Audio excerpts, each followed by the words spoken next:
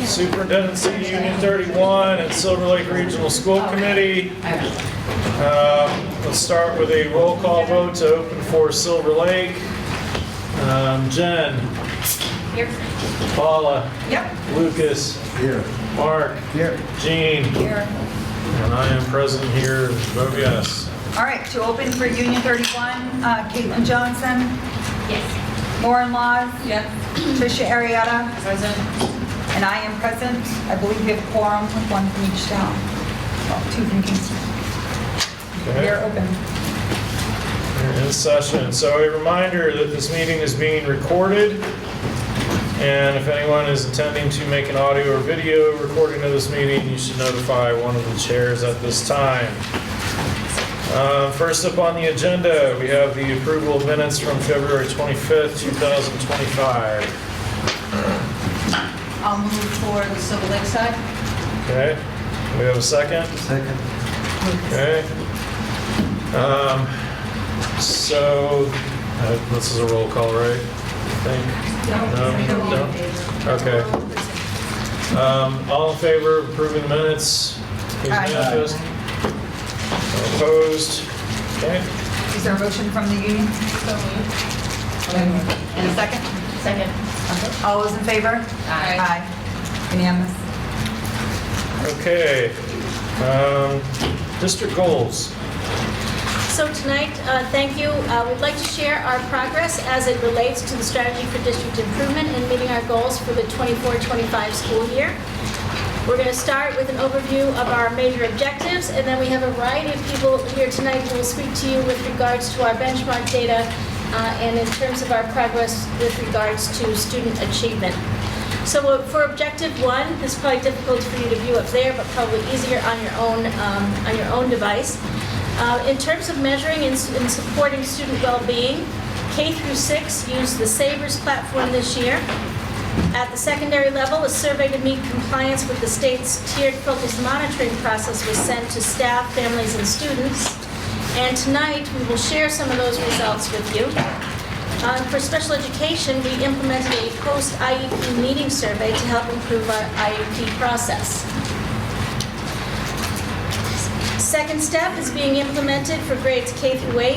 The high school evaluated and decided not to pursue the second step curriculum to meet our anti-bullying curricular needs. That is going to be continued to be addressed through our health and wellness classes. So I'd like to invite our speakers with regards to SABRS and tiered focus monitoring. I can just the films. I didn't know if it was Tricia or Brian tonight. Brian, you want to go ahead and talk about this? Yeah, I can touch base since I did that slide.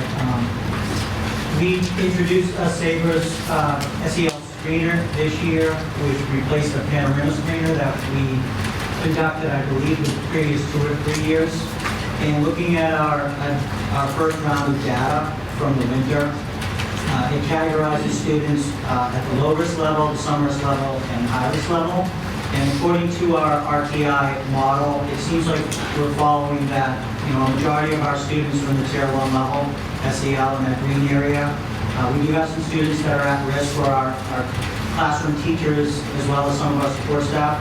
We're trying to assist some of those students. And then obviously we have a small population at each school of tier 3 students who need much higher forms of intervention and counseling. But like I said, this is our first year of this screener. Our teachers in grades 2 through 6 do a screening of the student, and then the students do their own individual screening. So there's 2 points of data to use in grades 2 through 6. And in grades K through 2, the teachers do an individual screening on their students.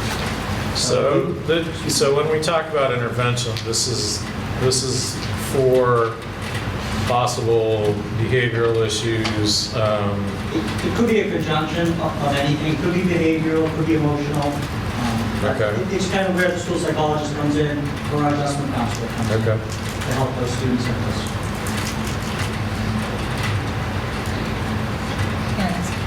Yeah, go ahead. Is it just a coincidence that we have 3% that are high risk I in all would the say, yeah, schools? that would be a coincidence, but If you look at the RTI model, the triangle, it's usually between 3 and 5% to fall in that area. Thank you. Okay, and this year we participated in a DESE tiered focus monitoring process. As part of that process, we needed to be able to survey 3 different groups: students in grades 7 through 12, faculty and staff, and families. So 3 different groups. The first group, when we set up the survey, really the objective is to find out if people feel like they can be involved in things, if they feel like different extracurricular activities are open to them and they feel welcome to participate in extracurriculars or other programs that the school has. And the first results I'll talk about are the student survey summary. The survey, again, was given to students in grades 7 through 12. There were 624 responses. Students put in demographic information, and students reported overall participating most heavily in athletics, theater, art, and music. Reasons students did not participate in activities because they were not interested or participated outside of school in other activities.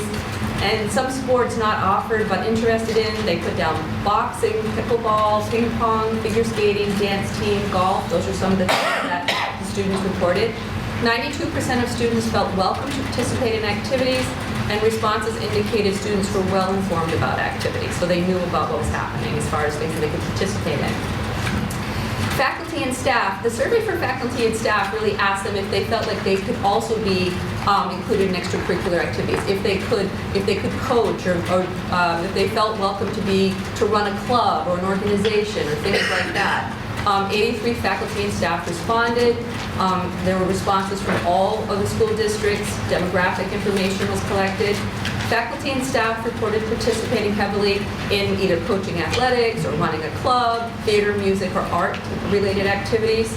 Reasons for not participating included responsibilities outside of school, things that their family obligations or other work obligations and other things they were doing. 93% feel welcome to participate in activities, and responses indicated a high level of communication regarding activities. The last group was a parent-guardian survey. 154 parent-guardians responded. Every school district was represented in the responses. Demographic information was shared. Families reported a high level of student participation in athletics, clubs, theater, music, and art. The respondents reported that their student does not participate due to maybe a special education needs that they may have, not being interested in athletics. They participate in activities outside of the school day, either in dance or different things that aren't necessarily within the school offerings. 93% of the respondents indicated that their child does feel welcome to participate in activities. And the responses indicated that they are communicated with regarding activities. They get communication, they know what's happening. There were many sports mentioned that they thought maybe could be offered. One in particular was rowing. Responses indicated that communication was strong in regards to activities. So overall, the 3 different groups reported feeling like they could participate in activities. They knew when they were, they knew how to participate in them. This is something that we should be doing every roughly 4 years as a compliant measure to make sure that people feel included, they feel like they can participate, and if there are issues that arise, we can be informed by them and use these. Oftentimes, a school improvement plan will have some items related to this sometimes, and we can use it for those purposes. So objective number 2, which deals with our high expectations for students and using support and data-informed instruction, we accomplished a number of things. First, representatives from across all of our schools and grade levels worked with the Hill for Literacy to assess our literacy needs and created a strategic plan which will be implemented next year and has already begun to take root this year. Learning tours continued in all of our buildings, and we continue to focus on effective practices and effective feedback. The Math Steering Committee was formed to evaluate potential new math programs, K through 8, because our program is sunsetting, and we anticipate proposals as early as this month. And we also included that in our budget presentations as well, where needed. Professional development focused this year on curriculum alignment to state standards, the science of reading, literacy needs assessment, using EduClimber to track student achievement and progress. Data meetings were held at all schools. The expectation is a minimum of 3 times per year. There was the implementation of STAR assessments in English language arts and math for grades 1 through 10 for the first time. And we have a spring offering of professional development for co-teaching, which is going to focus on co-teaching teams in grades 9 through 10 specifically. We implemented a number of changes to the IEP forms and training for our new platform with regards to the IEP requirements from the state. Our support teams are using district curriculum accommodation plans to track student progress and to track the effectiveness of their interventions.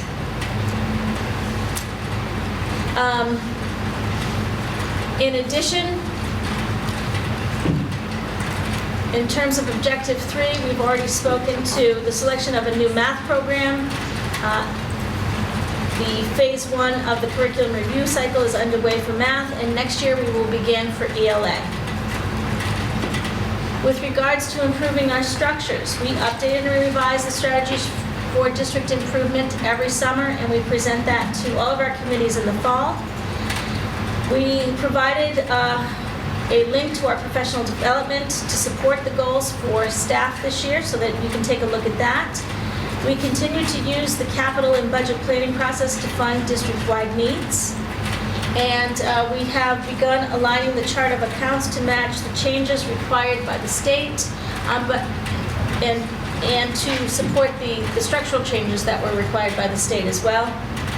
No changes were recommended by the Education Evaluation Working Group this year, but we will continue that working group for the future. And so tonight, the main focus, what we hope will be on, is the data. What you will see tonight is really mid-year data, winter data, which is what we have available. We won't have some of our spring data until April, May, and until later in the school year. But because our progress report is typically given in the spring, we wanted to give you the data that we do have. Please keep in mind that this is mid-year data. Also keep in mind that when we see progress, we get excited and we celebrate, just as much as when we see areas that we didn't seem to reach our goals, that we experience that same level of disappointment. But we come back, we rework, and we rethink about how we're going to approach that for the future. So tonight you'll hear from some of the ways that we're going to address those continuing concerns and help us to meet our goals. So first up tonight, I believe, is elementary, our elementary grades. So yes, I will. Our curriculum coordinator, Mr. Brian DeSantis, will be here tonight to explain our elementary data. Okay. I know you guys get numbers all the time in the fall and the winter. Here to join them, we'll try to summarize the 3 times together to do some comparisons. You're going to see some MCAS results of last year. We're going to hopefully look at the trends from the fall and the winter. It'll possibly give us a better prediction of how we'll do this year. I'm familiar with Halifax. I'm familiar with the district for the last 9 years. I've been the assistant principal at Halifax. I'm really getting to know the rest of the schools in the district. And it's been great working with the principals. So I'm sure if you want individual school data, that's probably coming maybe up in that May school committee. So starting off with ELA. Just a snapshot of how we've done. We call this kind of post-pandemic. We're on our way back up. Our kids are 5 years now removed from that full pandemic exposure. So looking at 2022, you're looking at 2023, and you're looking at 2024 scores. My goal as a curriculum coordinator is, I believe socioeconomically, we're in somewhat of a similar situation. So if we can work together and really get consistency in our teaching and learning, hopefully these scores will be more consistent as we move forward. So remember, our goal is to get to 70%. We made this goal for the last 3 years. We're not there yet. We're going to strive to be better and better and better. DIBELS, if you're familiar with DIBELS, we measured two data points in elementary school with ELA. We measured DIBELS, which is our fluency, which some of our early kids, K through 3, we assess them on their letter and sound recognition, their decoding skills, and obviously their reading fluency. All of these skills are very important to go to the next level, which is comprehension. That's in the upper grades. So here are our DIBELS scores from kindergarten through 3rd grade. So if you look at Kingston at the beginning of the year, 63, Halifax 57, Denton 53. Middle of the year, we made some growth, and those are the differences. And like I said, hopefully I come to you in the fall, and we're well into the 70s, hopefully 80%. My personal goal in DIBELS. So the DIBELS measure is, just for everybody's clarity here, we're administering a standardized assessment Yes. across all of the schools. Yes. And we're doing that, is it 3 times a year or twice a year? Kindergarten through 3rd grade, 3 times a year. 3 times a year, okay. And is the growth trajectory fairly typical here? In the sense that, you know, the hope is obviously they perform better as the Yes. school. So the next goes slide, on. I think, is a comparison. Okay, So if you look at the middle of last year, these were our totals in each school. It looks like a few of us have bumped up, which is an encouraging sign. Peter's working with his reading teams to make sure those interventions are in place for some of those students who really see the growth that we wanted to see. But if you're looking at least through Kingston and Halifax, we look to be overperforming from last year.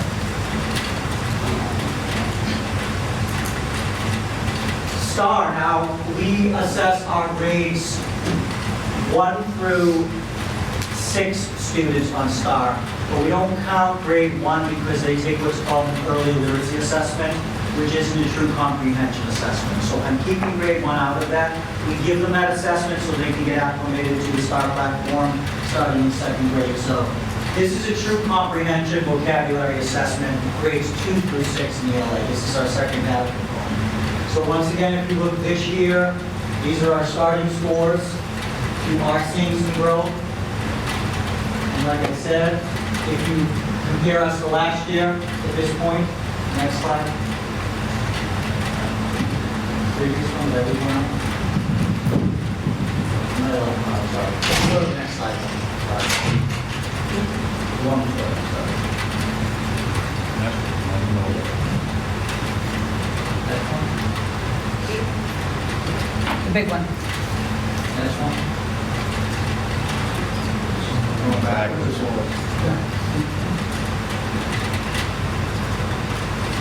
There you go.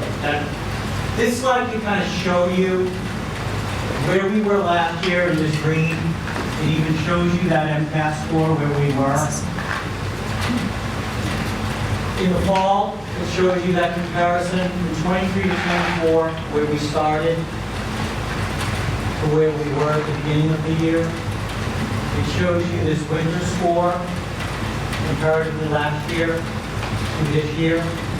And I highlighted this in dark green because it started because we gave this benchmark in March last year. We gave it early in the window. We tried it because many teachers were frustrated that they set goals for themselves last year and they were putting their evidence, but they couldn't see the results of the spring score because previously we were giving that assessment in May, which would be after they would present their evidence and check to see if they achieved their goals. So we moved it back to March, which is early in the testing window, and I don't think it was such a true indicator, but we didn't want to give a May, we didn't want to give a 4th one after MCAS, so we just stuck with the score today and then revamped things this year. We're not going to give a March assessment.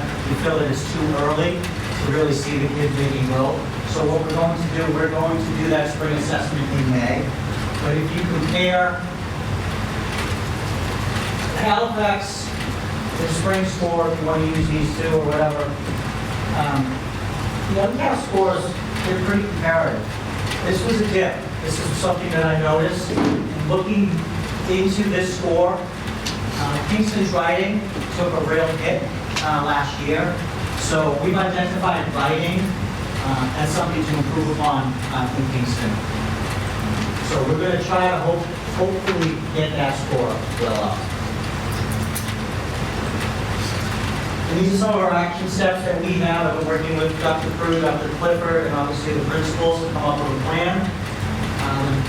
District grade level professional development in September 2024. This is how we started the year because we're identifying our reading program. It's not fully aligned to the standards, so we are trying to align it. And we're trying to supplement, have our teachers create supplemental lessons in units.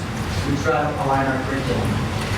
We also continued that in our November professional development. We also introduced and prepared for our writing benchmark this year. This is our first year that we're taking the writing benchmark in kindergarten through sixth grade. We created a district literacy leadership team.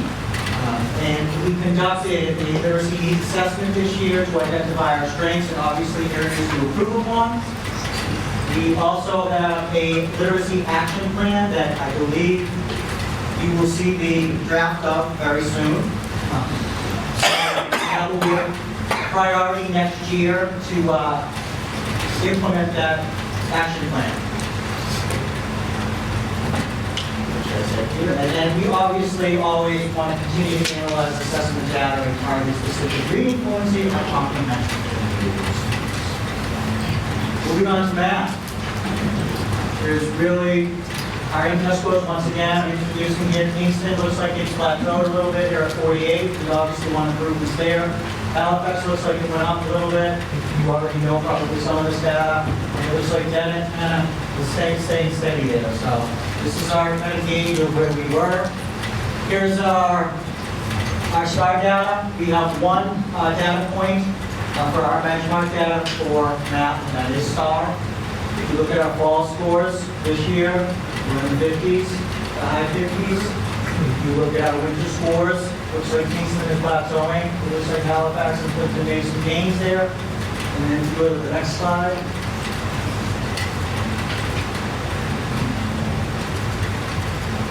If you once again a comparison to last year's winter score, this year's winter score. So it looks like that is showing that improvement of this year, which hopefully that will result in some solid scores come spring. Halifax is staying in the 60s. Kingston is plateauing a little bit. And we'll be working with Andy, continue to work with Andy and Eric on that. And once again, just showing the comparisons throughout. These are the last year's scores. Once again, fairly consistent if you look at our STAR spring to our MCAS. It's not that far off. Obviously, we want to see Kingston once again improve upon those scores in the 40s to get them at least up into the 50s this year. And like I said, this year we will be assessing in May instead of March. Would Kingston have had any sort of like partial year demographic shifts or anything like that?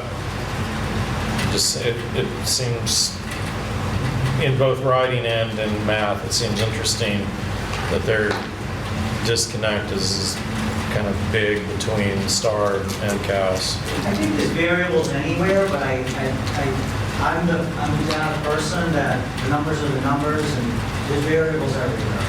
There's medical leaves and teachers, there's demographic issues, but I have to base my numbers on kind of analytics here, so. And I'm sure other school committees that got into those conversations. So like our ESL students. It may impact your subgroup data, but the reality is that if you look longitudinally over the data, the scores are pretty flat. This is though the first year that, for instance, our shelter students have taken the MCAS, so that data is consistent with. 23, 24? It was, yes, that's the first year that they taken. Yeah, for the first time, right? Yale students don't have to take the MCAS their first year. Right, that's what I mean, but this was the first year we took them, was 23, 24. Right, Some. most of them. It'll be interesting to see how. It's a very small number. Like I said, looking at that data, we're basing our numbers last year off of that early test, off of that March test, which I think we all agree we made a mistake on. So I'm assuming this May, moving it up about 7 weeks, is going to get us much better results. Our math action steps, we're analyzing state district math data to determine our strengths again, and obviously working on weaknesses. We conducted a K-12, I worked with Dan Correa, he's a 7 to 12 coordinator. We formed a K-12 steering committee made up of elementary and secondary teachers. As part of the review, the steering committee created an action plan for our elementary and secondary subgroups to implement. So we had an elementary math review team made up of teachers from all districts. And we are reviewing a few curriculums right now that are fully aligned with the Department of Ed. And we're providing effective implementation plan for a new curriculum to implement next year. So I think this is going to be very important because we can pick the best math program and the best math curriculum and really we have to support the teachers on really effective teaching strategies. And with that, we want to really introduce our math workshop, especially to our other grades and to our fourth grade and sixth grade classes. May I ask a question real quick? Yes. I know that Kingston's piloting, we're about to get a new math program. Is Halifax and Plimpton also getting a new math program? Yes. So at least we'll all be on the same page? Yes. Okay. Thank you. We will have that decision to review that, I assume. To which one? Yeah.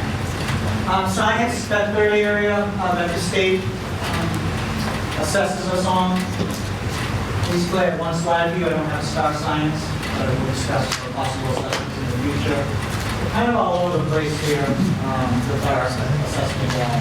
I think sometimes science gets, I guess the success all goes with the fifth grade teacher, and the failure might always go with the fifth grade teacher. But this is really a true indicator, kindergarten science instruction, all the way through the end of fifth grade. So we really have to, when we're looking at science, make sure that our teachers are fitting that science in. I know at the elementary level, we do a lot of language arts, we do a lot of mathematics, but science is a very important subject, so we really have to make sure that our teachers are following that scope and sequence, using hands-on materials, giving students those lab opportunities really to get excited about STD, science, technology, and engineering. And these are our action steps. Once again, continue to analyze MCAS data. And I think a lot of, I'll talk to you, Scott, our results and our teaching and our learning in elementary school obviously affects our middle school. The students are assessed again in 8th grade in science. And as a result of that, we really do have to make sure that we're teaching science because that 5th grade score is important, but that 8th grade score is also important. Collaborate with our SCE coordinator to provide professional development. Scott, I'm going to work with him on the new performance-based assessment that is in trial right now, but is going to be fully adopted in 2027. We are going to, once again, like I said, really review our scope and sequence at each grade level to ensure that we are standards aligned and we are giving our students the opportunity to learn those standards. We want to create a common district schedule to determine the amount of time dedicated to science instruction and learning in each grade. We want to continue to support the resources. We use history, science, our program in kindergarten through 5th grade. And also I want to be able to provide my teachers with those hands-on science lab opportunities so those students can get excited about science. Continue to provide 1A grant training to grade 6 teachers to support our open science curriculum. So grade 6, 7, and 8, we use a science program called Open Science. And then teachers will develop a grade 5 fall STE benchmark to implement and guide instruction. This is something that I really want to implement at the start of the summer to get a district benchmark so we can use to guide our instruction. That's what we see. And our MCAS scores are in the midst of ELA, the blue highlighted, what we've taken so far. Grade 6 is done with ELA, grade 5 is done, grade 4 is hooked in ELA today. We will continue through the 15th, and then we will start right back up with math, and we will end with STE. So just generally speaking, when your guys are, sound like there's like a new literacy program, new math program, new science program that are kind of rolling out and you're aligning them to the standards for the Yes, state? I would say the math is coming, have a decision for it from UT. We're going through a literacy review next year where we'll look at some curriculums. And Yeah, so the yes. question is there other, what criteria do you use when you guys are evaluating them? How many How many programs do you evaluate in math? We're using what's called Curate now, so the Department of Ed just came out, I believe, maybe 2 years ago. They're taking programs, curriculums, and they're doing a full evaluation using Massachusetts teachers, Massachusetts leaders. Previously, nationally, it's called Ed Reports, and Massachusetts now has its own review system. So we kind of zeroed it in on the part of Massachusetts. Sure. We have by DESE, they have some good ideas, so we're going to use that kind of sifting, I would say, leaving out some of the programs that we might not think are effective. So Right. right now, we're going with 2 fully approved DESE math programs. Great, thank you. Now I'd like to introduce our middle school and high school principals to begin introducing the secondary data. Thanks, everyone. As Jill talked about, our 3 testing windows we do at the middle school, we do have a spring testing window, March, so that we can use that data to continue to inform our instruction and develop interventions. You're going to notice tonight in regards to math, ELA, and science, we have different data points and different data systems. So because the math did not have STAR last year, we are going to compare STAR data with MCAS. ELA has STAR data to compare to last year. Science has pair assessment and some performance assessments. I do want to say proudly that yesterday, we had MCAS for ELA yesterday and today. Yesterday, 2 hours in, I still had 390 students testing out of 560. After 2 hours. They worked endlessly, and I'm very proud of them. So we will look at this data, and we have a ways to go, but I am hopeful that we are on our way. Mr. Korea. Hi. So in the math department at the middle school, we've designed, implemented, and then analyzed data from a variety of assessments. Our common assessments that we use departmentally are either units-based or they relate to a cluster of standards. And they're all constructed using items from past MCAS exams. So our selected response or multiple choice, multiple select type items are using MCAS question stems or the full questions themselves. Our constructed response items are, again, based on MCAS test items, and we use the actual MCAS scoring rubrics when we score student work. All, or actually most of those common assessments are administered on pair assessments, similar to other departments, and that's to help students sort of replicate that digital testing platform experience that they're going to see on their hands. In addition to those common assessments, those sort of teacher-created common assessments, we also administered STAR Math twice this year. We did the winter window, spring window, because this is the first year we've done it, so we kind of pulled it together and got it in place for that winter window and repeated it in the spring. And then in terms of data analysis, our grade level teams meet after common assessments and then after STAR exams to analyze that data, provide interventions, and then make adjustments to instruction where. So there's 2 sets of data here. The top one is the 23-24 MCAS data. The columns to the left are the less than proficient, so are not meeting or partially meeting categories. I know it's a little small, but I tried to fit it all on one screen. The columns on the right are the proficient categories, the meeting and exceeding. Grade 7, grade 8, and all students sort of broken out separately. The second table is that same information, but using the consolidated state report from STAR. So it uses the student STAR performance to predict, hopefully, their MCAS performance. So to be clear, you're using 2 sets of assessments. You're using pair assessments and STAR assessment? Correct. Okay. But STAR is sort of a way to assess sort of the breadth of the standards all at once, whereas those pair assessments that I'm using are assessing like a unit of material or specific standards. Okay. Okay. You're using the pair assessment data in like your data meetings and meetings with teachers? Yes. Okay. So comparing this year's meeting and exceeding data from STAR, it's 22% higher than last year's MCAS for grade 7. And then for grade 8, it's 17% higher than last year's MCAS.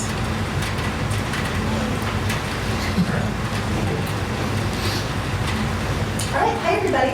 I know when Dan and I came and presented some updates in February, we compared STAR and MCAS data just like Dan did today. And I'm going to be sharing with you some updates on our most recent STAR screening in ELA, as well as some of the work we've done on our standards aligned common assessments in ELA.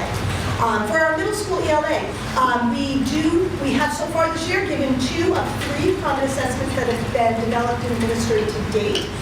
Those are focused on when we reviewed the MCAS data, we realized that some of the areas where kids were having trouble included synthesizing paired texts, included using informational texts, and using poetry. So we developed using MCAS question stems, a set of common assessments to be able to help students to practice those skills. Our common writing assessments use a common graphic organizer for all students, as well as a common scoring rubric, and then the teachers are able to get together in our data meetings and we can take a look at how the students performed. I'm also going to share with you our STAR reading. At the middle school, we have had STAR for a number of years, and so this year we did administer the STAR screening in a fall, winter, and a spring window. Our department does engage in regular and consistent structured data analysis protocols after each common assessment, as well as after the STAR screenings. And we very much are looking forward to not only our core program review, but also implementing the recommendations of the district literacy team. There are members of the middle school and the high school ELA department on that team. So, for STAR reading, I did a slightly different comparison than Dan because I did have some multiple years of data. So, and I apologize that it is small. We can see that there's a difference between our 2003-2024 scores, and we see a substantial jump in our grade 7 in a screening in our screenings from this year, from the 2024-25 school year. The 8th grade number looks the same, but when we think about that, this cohort, when we compare them to where they left off as 7th graders, they've actually shown some considerable growth there. What's your take on the 7th graders in a similar vein? My take on. So you said this cohort is up 7%. Yes. What about the 7th graders? What about I would need to go back and look at all 3 schools' 6th grade STAR reports. Yeah. But when I look at last year's 7th graders versus this year's 7th graders, Yeah, I do see. they've improved in the grade level. I was just interested in the cohort since you knew the 8th grade cohort data. Yeah. So, okay. I can go back and get that information from the 3 6th grade sending schools. Sure. Yeah. The next slide. These are our common assessments. Like I said, the teachers develop these based on our units, but we use the standards and MCAS, what we call question stems, as well as our analysis of previous performance on MCAS to build those. So in 7th grade in the fall, we administered a paired text selective response set. And again, that seems to be a challenge, navigating and trying to find the through line between 2 different texts. And so you can see on this chart the standards that those particular questions looked at. We also did a paired text selective response in the fall with 8th grade. And then in both schools for our winter common assessment, we did a paired text write-to-text writing common assessment. In our school, we have been school-wide focusing on, there are 3 modes of writing that are tested on MCAS. In our middle school, we have a school-wide goal of increasing our W2 writing. So that would be the standard where they're writing to analyze. So we did build some paired text writing to analyze common assessments that we were able to look at our students' performance on those as well. So science, as you well know, and Brian mentioned that we're looking at obviously getting ready in 2 years to see a radical new MCAS, and so we've adopted the Open Site platform in 7th and 8th to help support the 6th, 7th, and 8th grade alignment. Teachers continue to take part in bi-yearly PD to support this effort. Again, it's a massive shift in sort of instructional strategies, and so helping teachers be adept at that. Again, like I said, the 8th grade MCAS is also in transition. We're going through performance-based tests. Just again, I didn't say it before, just understanding where it's going. The state has changed sort of what they're expecting out of MCAS. First it was this year was going to be a transition, and next year was going to be a new MCAS. They broadened it out to 2 years. It was originally going to be a partial old MCAS and task, and now it's back to the 54 total questions plus a performance task. So a lot of meat in there in that assessment. And I think it's just so that they can get a lot of data on these new question types to ensure that they're valid for future use. So we're in a 2-year transition, and so in part of that you'll see with some of the data I collected, I gave you a sort of a snapshot, explain how we're sort of trying to do 2 things at the same time to ensure that we're aligned to the old MCAS, which is fading away, and to the new MCAS, which is coming up. So teachers of both the 7th and 8th grade unit level use a common assessment designed after each unit and put that in the peer assessment platform.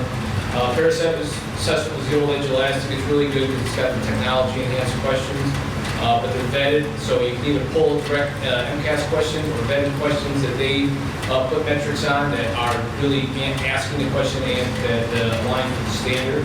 And then we use the OSE end of unit assessments, which are vastly different. More of a scenario-based assessment, asking the kids to analyze data, build models, claim evidence reasoning types of responses, and really open-ended types of responses. So we do those 2 in conjunction with another. And then partnering off with the work we did with the K-12 district in terms of the new DESE performance task. DESE's put out new performance tasks and asking us to please embed these in your instruction, use these as tools, and so we've been using those as tools as well. Those are sort of like 2-day long tasks that assess the student's sort of ability to thoughtfully reason through a problem. And I'm still working with the Performance Assessment Ambassadors, which is a program I did last year. We do have a couple of meetings coming up in the next month to sort of see where our progress is across the state, to share some ideas, and to see how we need to move forward.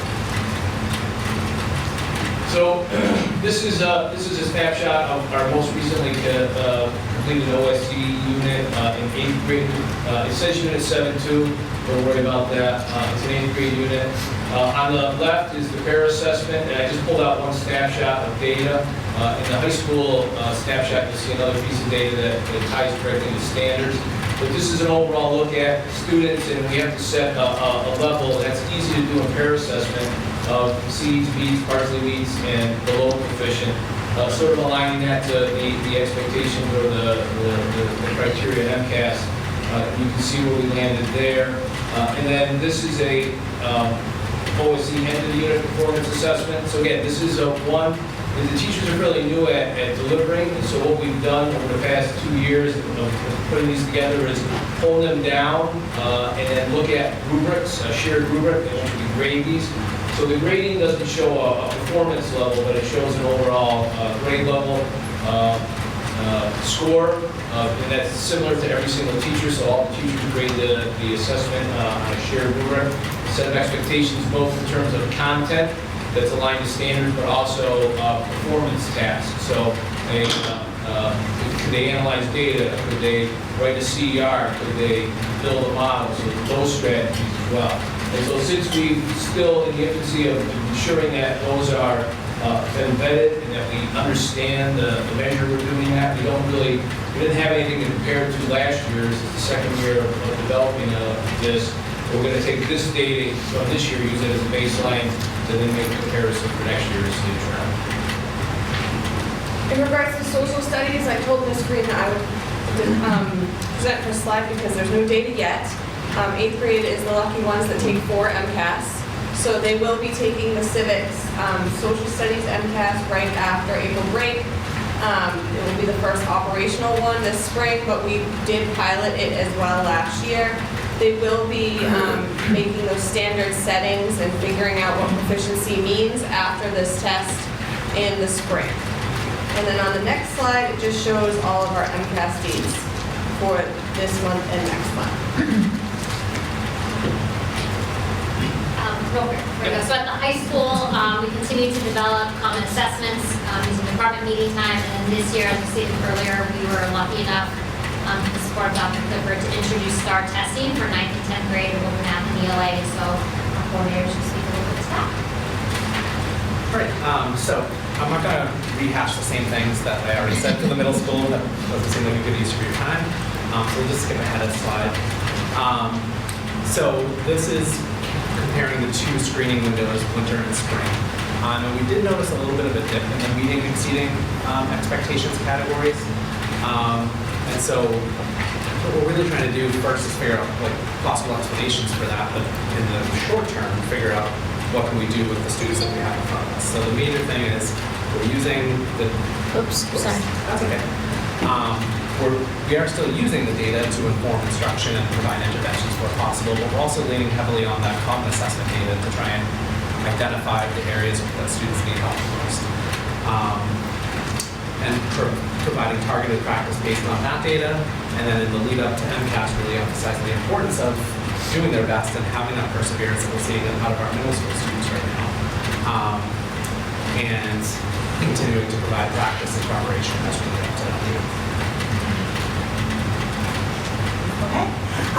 Like Dan, it's a lot of the same protocols and data analysis work that we're doing at the middle school and the high school. I also do want to give Dan a quick shout out for not being a math person and thinking about your question regarding the current 7th graders. We had a quick whispering math moment, and it does look like this cohort of 7th graders is again showing an upward trend from their performance as 6th graders. I didn't do the exact percentages of the 3 schools combined, but It looks like it's about... it's like a 52, 53. Yeah, Yeah. exactly. So thanks to Dan for that quick math. Love that. So here at the high school, we teachers have really enjoyed taking a look at the data that is provided through STAR Reading. We had that available to us for a winter and a spring screening. We did our winter screening in December when we first, kind of had access to the program, and our spring screening was in early March. We can see, again, some continued improvement. I do want to offer the caveat that due to the timing of our STAR screening, and I know Ms. Farrar is here behind me, we have about 70 students enrolled, as you know, in our AP seminar program, and they have a lot of deadlines for the College Board and a lot of performance tasks. So we were not able to get them the time to do their March STAR testing. They just had some demands from the College Board. We will better figure out that schedule next year with the full year ahead of us. So while it does look like there was a slight decline in our 10th grade scores from winter to spring, again, we were taking 70 of our students who are actually doing college level work and taking them out of that screening number. So I think that does speak to that number. The next slide does go into, again, we did very similar to the middle school. We took a look at our MCAS performance, and we found that similarly, students had a tough time with paired text synthesis. At the high school level, they're often asked to navigate among 3 different texts and to toggle among them on the screen. And so we, as a department, got together and we created, using MCAS STEM, some paired text selected response question sets, as well as some writing tasks, where we do have 2 years, our 9th and 10th graders, and 3 modes of writing to get through. We were able to do common assessments on the 3rd mode, which would be our narrative writing in 9th grade, and in the W2, which is the analysis writing. Our spring common assessments have been designed to tackle that other writing mode, which is argument writing, as well as some of the speaking and listening and performance standards. So that's on the horizon for our spring common assessments at the high school. Are these performance standards, are they shared with parents, how their child performs on these tests? Or through the students' grades? Correct. Well, No. just the data that you're collecting, is it shared with parents? Yes. Yes. STAR scores, definitely. Some of the common assessments are rolled into letter grade assignments. So Okay. at conferences, teachers absolutely discuss that. And the STAR scores definitely are shared. Yeah.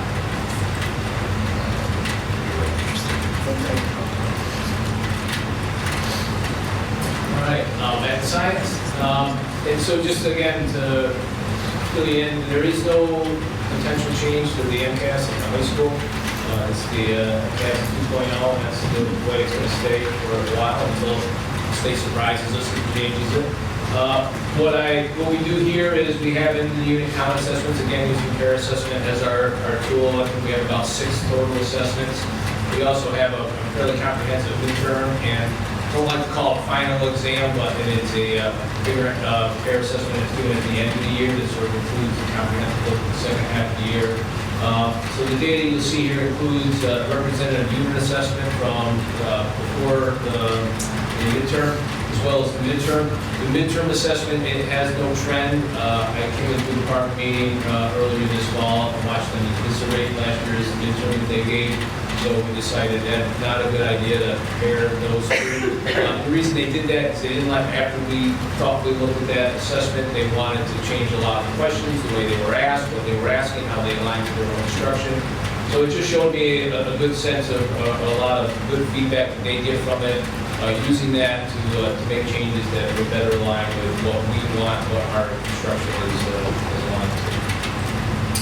So this is an individual common assessment, one called Forces. You can again see the same pie chart again showing exceeding and meeting proficiency there. We're about 73% exceeding and meeting proficiency, and then again a little histogram of where the kids lie. This is the same one for the midterm exam. So this is the midterm. Again, you can see the meeting and exceeding. Again, performance bands set, trying to align with where MCAS performance bands are set. So we use that to get an overall view. And then on the next slide, and there's other pieces of this. I can go down, drill down to questions. I can drill down into individual students. But this is another quick way of looking at each of the standards. So there was 5 standards on this. There's actually 6. One fell off the screen. But there was 5 standards you can see here, and you can see them on the bottom. And then it gives a performance level, an average score on that standard. So again, another way of looking, you can go in and sort of see HSPS 2-1. That was pretty low. Let's go in and look at that standard now. Let's start taking a look at certain students. What was the deal? Who was not performing? Who was performing? And we'll do that in department meetings. And it's a lot to look at. You can't look at everything. We try and look at the stuff that is sort of there. This is our testing schedule. We completed ELA testing last month, similar to what Becky noted. So we're on a new testing platform this year, but we can see the time that students are spending on it, and we were pleased that the majority of them were taking their time, not trying to rush through it. We were a little skeptical with the change in the state's expectations.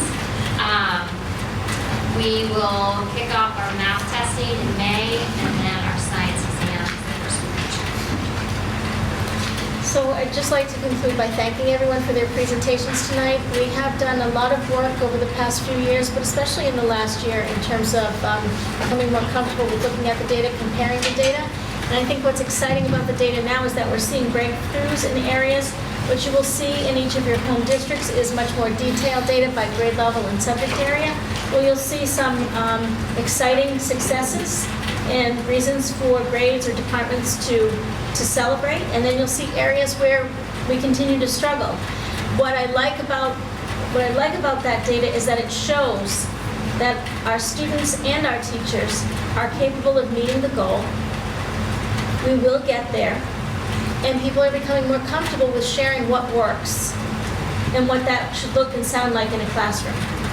So a lot of work has been done and continues to be done. I applaud their perseverance and their willingness to have difficult conversations and to self-reflect in terms of what's working and what we could do differently for the future. So I want to just thank them all for their presentations this evening. So I'm going to add a note for folks who might be new in the audience or watching this separately or whatnot. Tonight's presentation represents a lot of progress, in my view, on a number of levels. Not just from the standpoint of generally good improvements, but from a process standpoint as well. Several years ago when I started on the school committee, we couldn't have a discussion about looking at grade level sort of assessments or pre-assessments other than MCAS. And we couldn't relate whether those pre-assessments were predictive or correlated or related in any way to how MCAS looked.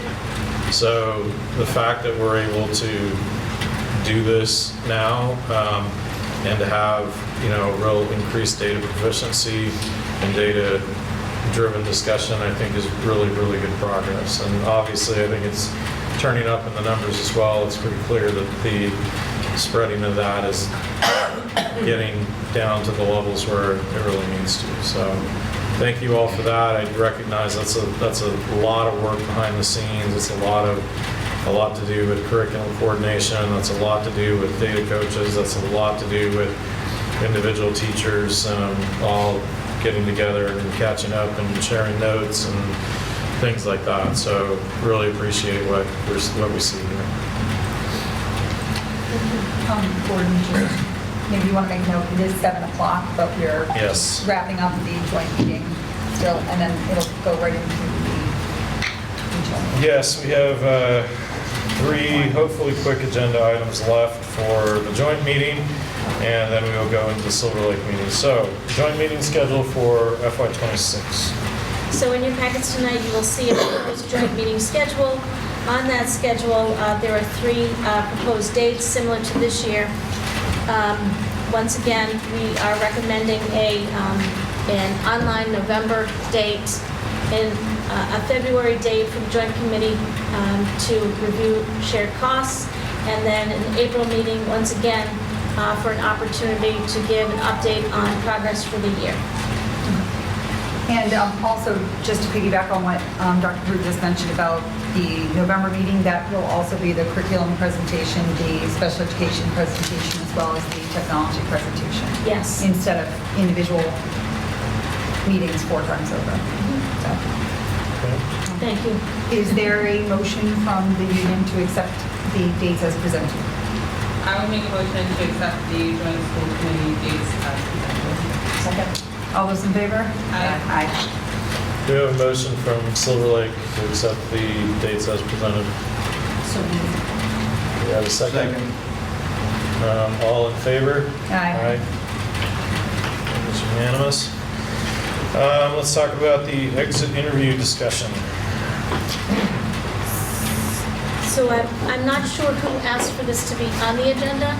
I believe it was Katie Berry and the admin review subcommittee, so this would not be a separate subcommittee, it would be a designee from the admin review subcommittee in collaboration, I believe, with Liz or a member of the administration. So I know that Liz conducts exit interviews, and she has, I believe, conducted an exit interview. I have conducted, I offer them to all employees, so really specifically where I offer them to all employees.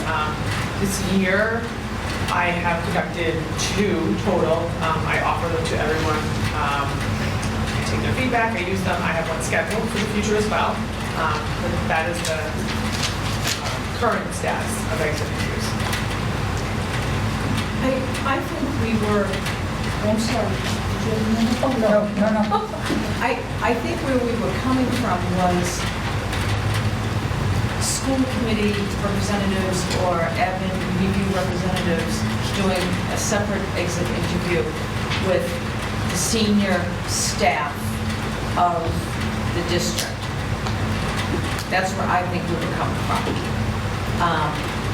I think we're missing an opportunity to hear from individuals when they leave some of the details of their experience here and why they made the decision to go. I think it could be valuable. I think sometimes we might think we know why somebody's leaving, and we might be missing some information that would be valuable.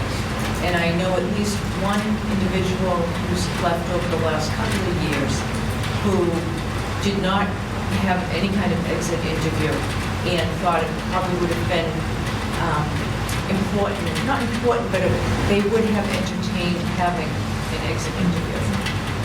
I'll be honest with you, I'm going to go, and I know we're pressed for time, but I'm going to go back to when Superintendent Blackwood left, and we weren't doing exit interviews. Then either two of us took it upon ourselves, a gentleman from Plimpton and myself, to take her out to lunch and debrief with her and do our own sort of informal exit interview. And it was very enlightening. It was. So I think it's valuable. I think we're missing an opportunity by not conducting exit interviews of the senior team under the superintendent. And the superintendent as well. You know, you should have a superintendent. I think that's important too. So everybody in the senior realm. So they're, just from a practical standpoint, they are offered to everyone regardless of their role. I I think, think Paul's point Right. was that it would This benefit the yes, school would committee. absolutely, yeah. So is there something we want to vote about that? I think the vote was to be able to name a designee from within the admin subcommittee group, or designees as the time, if there's a need for it throughout. So not to Does that sound name like- somebody now, but to vote to approve Right, that going we, forward with this type of interview, and then Yeah. when it comes up, the admin review committee could potentially designate a couple of people. Okay. Just a question. Yeah. Okay. I don't think we should preclude anybody from, of course, school committee from having an exit interview, taking it upon themselves to talk to somebody who's leaving, no matter, that's not what this is about, correct? correct, all of us have the ability to contact anyone at any point. This is just a formal. This would be to more formalize it so that we can discuss, this is what was said in the exit interview that was called an exit interview. And if someone had, I believe, taken it upon themselves, they could obviously contribute that information if they wanted to, but a more formal, I think, process.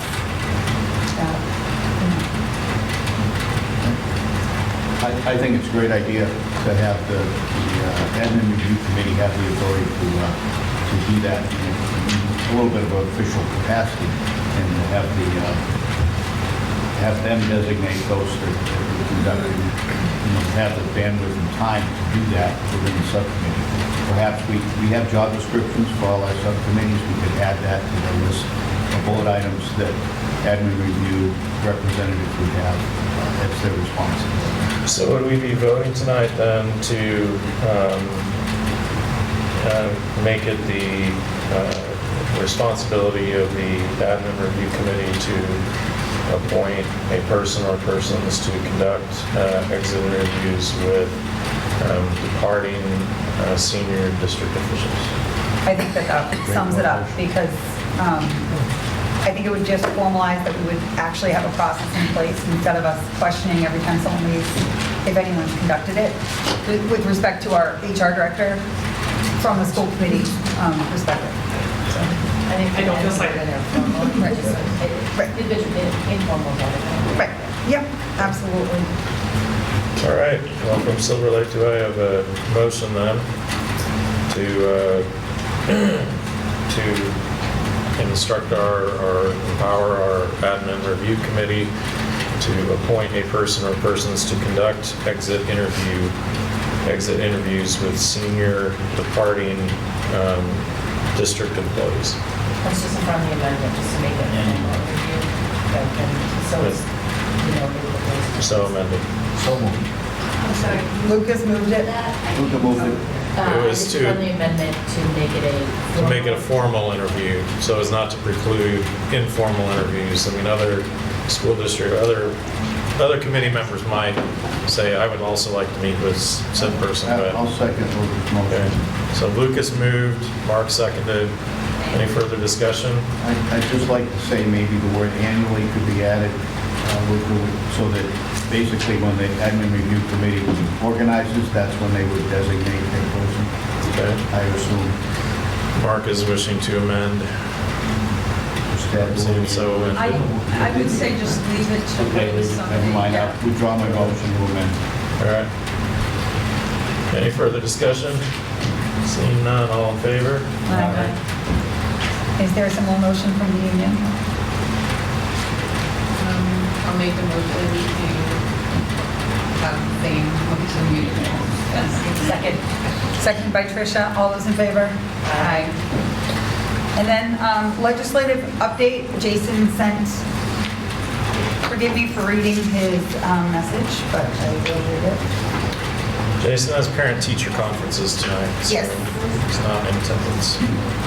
And I almost responded back, but I believe I'll ask during the Silver Lake meeting if this has anything to do with the update that Sarah will give us tonight. But Jason says the House Ways and Means budget is set to be released next week. While significant increases in education funding appear unlikely, MASC and its partners have been advocating for key measures: a $200 minimum peer pupil funding increment, enhanced circuit breaker funding exceeding the 75% threshold, and raising the state reimbursement rate for extraordinary special education costs to 90%. Due to economic uncertainties and federal funding concerns, the governor and legislature have shown reluctance to make substantial budget increases. MASC had hoped for relief through a supplemental budget utilizing fair share amendment funds or interest accrued in the rainy day account. However, this seems improbable at present, even though such measures would not affect the FY26 state budget directly. Recent federal funding cuts have had two major impacts on Massachusetts schools. First, there was a $16 million reduction in nutritional program support. Second, the clawback of over $100 million in unused ESSER funds currently under review for potential challenge by the by the state attorney general. For FY26, federal funding is projected to contribute $16 billion to the state's overall $62 billion spending plan. Any reductions, even if not explicitly targeting public education, will weaken the state's ability to support struggling school districts and municipalities. Advocacy efforts remain focused on long-term goals, such as reforming Chapter 70 and increasing circuit breaker reimbursement. Meanwhile, the push for immediate emergency funding assistance for FY26 continues with urgency. So that was the legislative update. Okay, I think with that, especially noting that we're a bit behind time, we will have a motion to adjourn. I get a motion from Silver Lake to adjourn our portion of the joint school committee meeting. So moved. We have a second? Second. Okay, we'll do a roll call. Jen? Yes. Paula? Yep. Lucas? Yes. Mark? Yes. Jean? Yes. And I'm a yes. I'll make a motion to adjourn the meeting, everyone. Second? Okay. Caitlin? Lauren? Yes. Tricia? Yes. And I'm a yes. Okay, the joint committee meeting is adjourned. Thank you.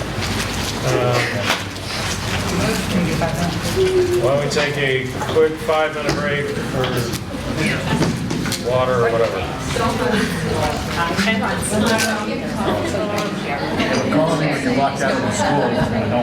All right, I would like to call to order the Silver Lake Regional School Committee meeting for April the 10th, 2025. And I will note that this meeting is being recorded. If anyone is intending to make an audio or video recording of this meeting, they should notify me at this time. The top of the agenda says school choice meeting. Yes. It is school choice. It is school choice meeting. It says 6 p.m. We just did a, what am I supposed to do with that? So, we probably should have opened with the school choice. Oh, yeah. I don't know if anyone still remains from the joint meeting that wanted to speak to school choice. Yeah. I think it was just an error that it was the 6 p.m. on our agenda. I believe it was supposed to say 7 p.m. because we're Right. doing. Oh, that is, I apologize. Right, I don't think it needs to supersede the. Do I need to open a separate school choice meeting? Is that what we're Yes, it just needs to be Yep. open and closed. And Okay. you need to decide whether or not to withdraw from school choice. And if you choose not to participate in school choice withdraw, you need to cite the reasons for that withdrawal. Okay. All right, so I will call to order the school choice meeting. And we will open that with a roll call vote. Jen? Yeah. Paula? Yep. Lucas? Yes. Mark? Yes. Jean? Yes. And I am a yes. So this school choice meeting is also being recorded, and if anyone wants to make an audio or video recording of this meeting, they should notify me at this time. And with that said, Dr. Prue, could you remind us of our school choice present stance? So currently, last year, we withdrew from school choice. The state assumes that you will participate in school choice unless you take a vote to specifically withdraw from school choice. If you withdraw from school choice, you need to cite the reason for that. You could cite budgetary reasons, you could cite space concerns, things of that nature. If you decide to pursue school choice, you don't have to do anything because the state will assume that you are a school choice district. Okay. Do we have any public commentary related to school choice? Okay, if I recall correctly from last year, we withdrew from school choice with great concerns about the budget. Dr. Prue, if I recall correctly, could you explain how school choice funding works if kids from other districts decide to come here or vice versa? If they decide, sure, if they decide to come here, I believe the last figure was around $6,000 per student that the school district would receive. And I think there's a little bit extra if the student attending it has special needs. Okay. And remind me, or maybe Sarah could remind us, what is the typical per student cost? I can get that for you. You mean for Silver Lake? Yeah, which I think on average is Over 15,000. is more like $18,000. So essentially, we get a small subsidy in support of a student who comes in via school choice. So. It's a maximum up to $5,000 per student. For special education students, there's an additional increase. Right, okay. So the question for the committee is, do we want to withdraw from school choice, or do we want to remain open to school choice? Jean? I will make a motion that we withdraw from school choice for the financial implications as well as the space concerns. I don't believe we can put a cap on how many children come in. Okay. Do we have a second to Jean's motion? Second. Okay. Is there any further discussion about that? All right. Should I roll call that vote, or is that just a simple voice vote? It's a little in-person vote. Okay. All right. All in favor of withdrawing from school choice because of concerns about our budget and about our space? Aye. Aye. Are there any opposed? Lucas is opposed. Okay. So Lucas was the one opposition. Everybody else was in favor of withdrawing from school choice. I will Okay. make a motion that we close the school choice hearing. Do I have a second? Okay, roll call. Jen? Yes. Paula?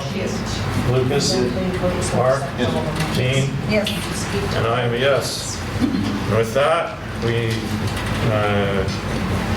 let's see, we need to open with a roll call vote to open the regular meeting. So, Jen?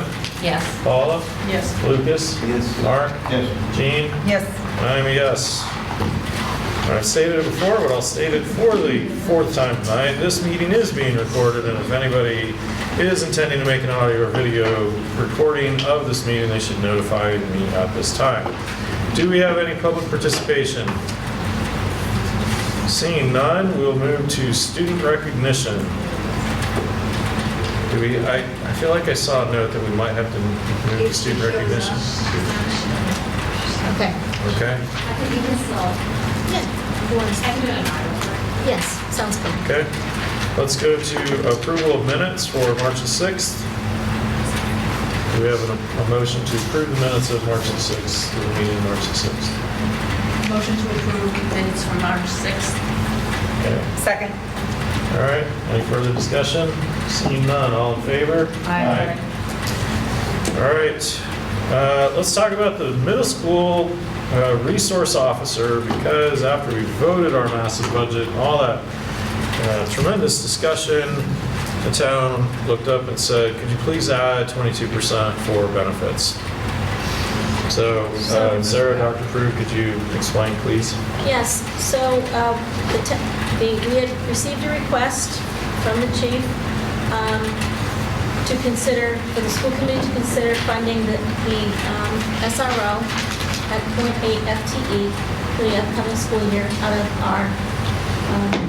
our budget.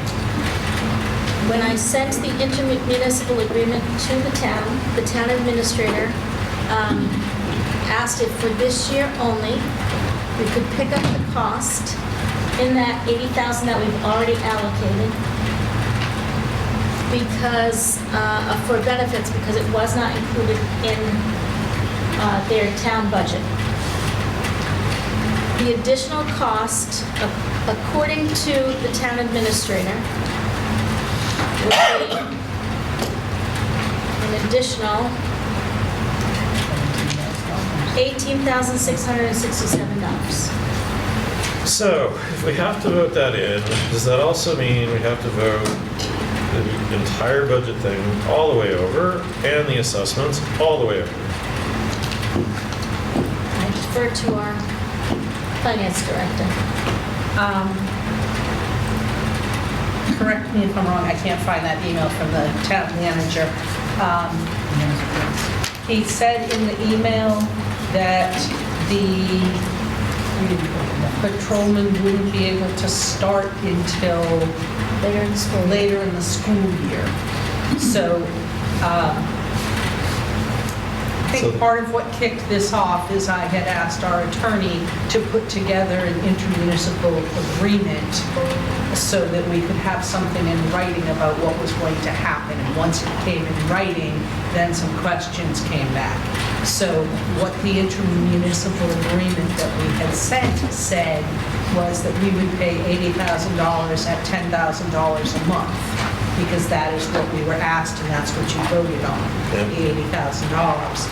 So then it was explained that the patrolman would have to be hired and would have to go through the academy and wouldn't be able to start at the schools until later in the year. So the $80,000 for salary, we wouldn't be paying the full $80,000 for salary, that there would be a portion for salary and part of the portion that was left over, we could pay the benefits. Okay. And so it still puts us at spending at maximum $80,000 Okay. to Kingston for a patrolman. Okay. Paula? So is the 18,000 some odd dollars in benefits, is that for 8 months as well? That's not full year, right? That's not 12 months? No, so if you look at the town administrator's email from April 3rd, Thank you. He's looking for an additional $18,667. Yeah, the annual benefits are $25,000 and he's asking us to pay $18,000. So it's prorated? Yes. Okay. And it sounds like we won't have the resource officer. We're not going to get them until probably December, January, something like that, because whoever it is, they have to, fund it, they have to post it, they have to get somebody through the academy, they have to train them. Net, we're still at about 80. That's what Sarah's indicating. Yes. Okay. All right. But I would argue that that's not how I read the town's request.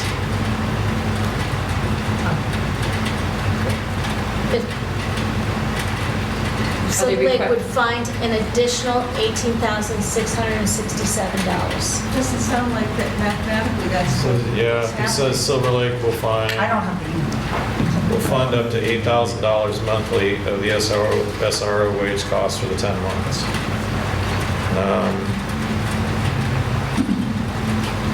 Email included in that package. It's not in our... Oh, I'm sorry. I'm looking at the spreadsheet from the town manager Which right includes now. benefits. So they're going to provide services for November through June, but we're going to pay the full 80 as if it was September to June. Why would you do that? Yeah. Because we're gonna,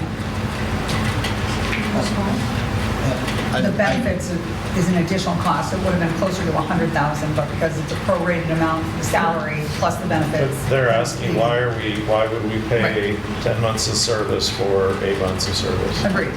That's one question, and I believe that they're hiring a new person, that we're going to be paying the benefits while that new person is at the academy through the whole thing. And my question is why is the resource officer has to be a new hire and not somebody from the staff that's already existing within the department? It's probably expenses based. Well, I think we took on the burden of having the resource officer to start with, which was a change. And I totally agree we should have a resource officer. But we already took on the expense to have the resource officer with the 80,000 coming out of our budget instead of the town's budget. I don't understand how, at this point, why they can't use a staff member that's already on staff until the other person's trained and switch them out, or have an experienced officer anyway. I believe to Mark's point, it was implied that this was a current staff member, not that we were hiring an additional staff member, that we were just going to be, if I understand correctly, we were going to be absorbing this cost from the police department into the school budget, but I don't recall hearing anything about a new employee either. So I agree with you on that. I think we could consider taking on the benefit package in years to come, but at this particular point, I feel comfortable leaving our budget where it is. He's asking for the reverse. He's asking us to take it on this year and then not in the future. Now, one of the things that Sarah's going to talk about is the state is sending us an additional $300,000 for transportation reimbursement. So we have a little bit of budgetary relief coming. How to use that is a different story, since we capped $1.3 million in E&D. So we can move to do this and vote it. We can not move at all.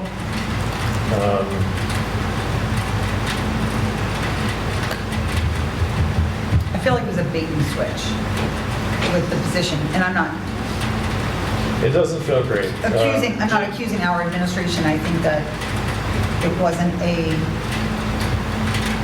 I said to Jill, I felt like we took a lot of heat from the towns, and particularly that town, about the state of our budget deliberations and everything like that, and took a lot of grief over being able to project what our costs were. And now that we've locked them, we're being asked to readjust them, and it doesn't feel good.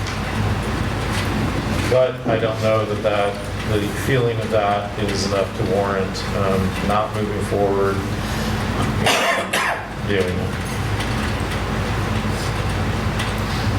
And I'd just like to point out, based on the percentages, this is, we're discussing half of this bill being paid by Kingston already anyway. I mean, I guess, I don't like this, but I guess if it is just for the 1 year. And I thought we were paying fully loaded. I thought. No, that's what the rub is. Yeah. That's what we thought.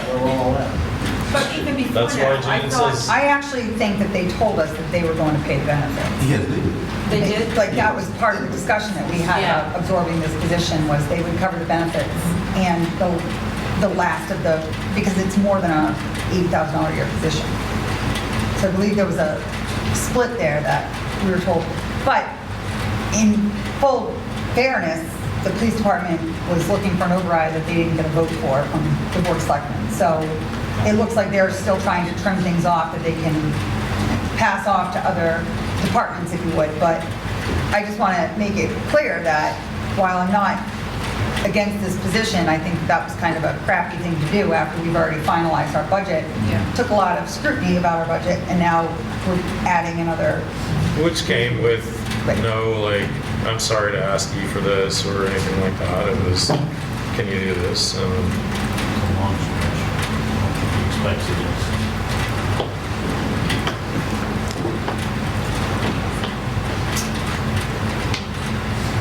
I'm still a no.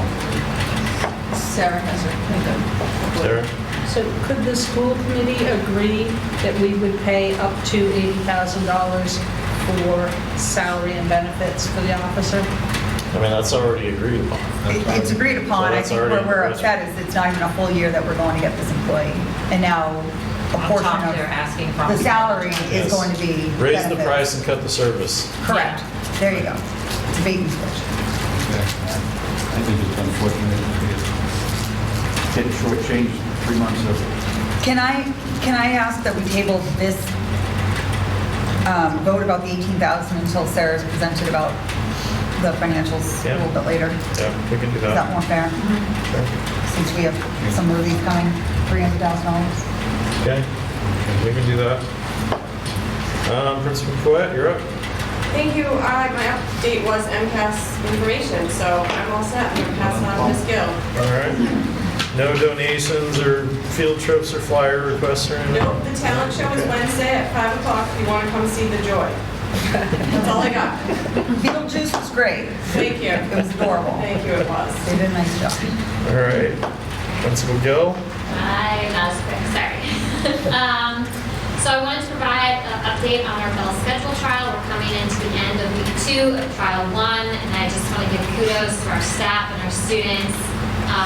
This, came on quick, but certainly with a ton of enthusiasm and support, and I'm just so proud of everybody in our building just rolling with the punches, especially as we've learned a new platform called Flex, which allows teachers to create activities for students during that later block, and students to select or be required to attend academic support, makeup sessions, things like that. So it's been pretty positive so far.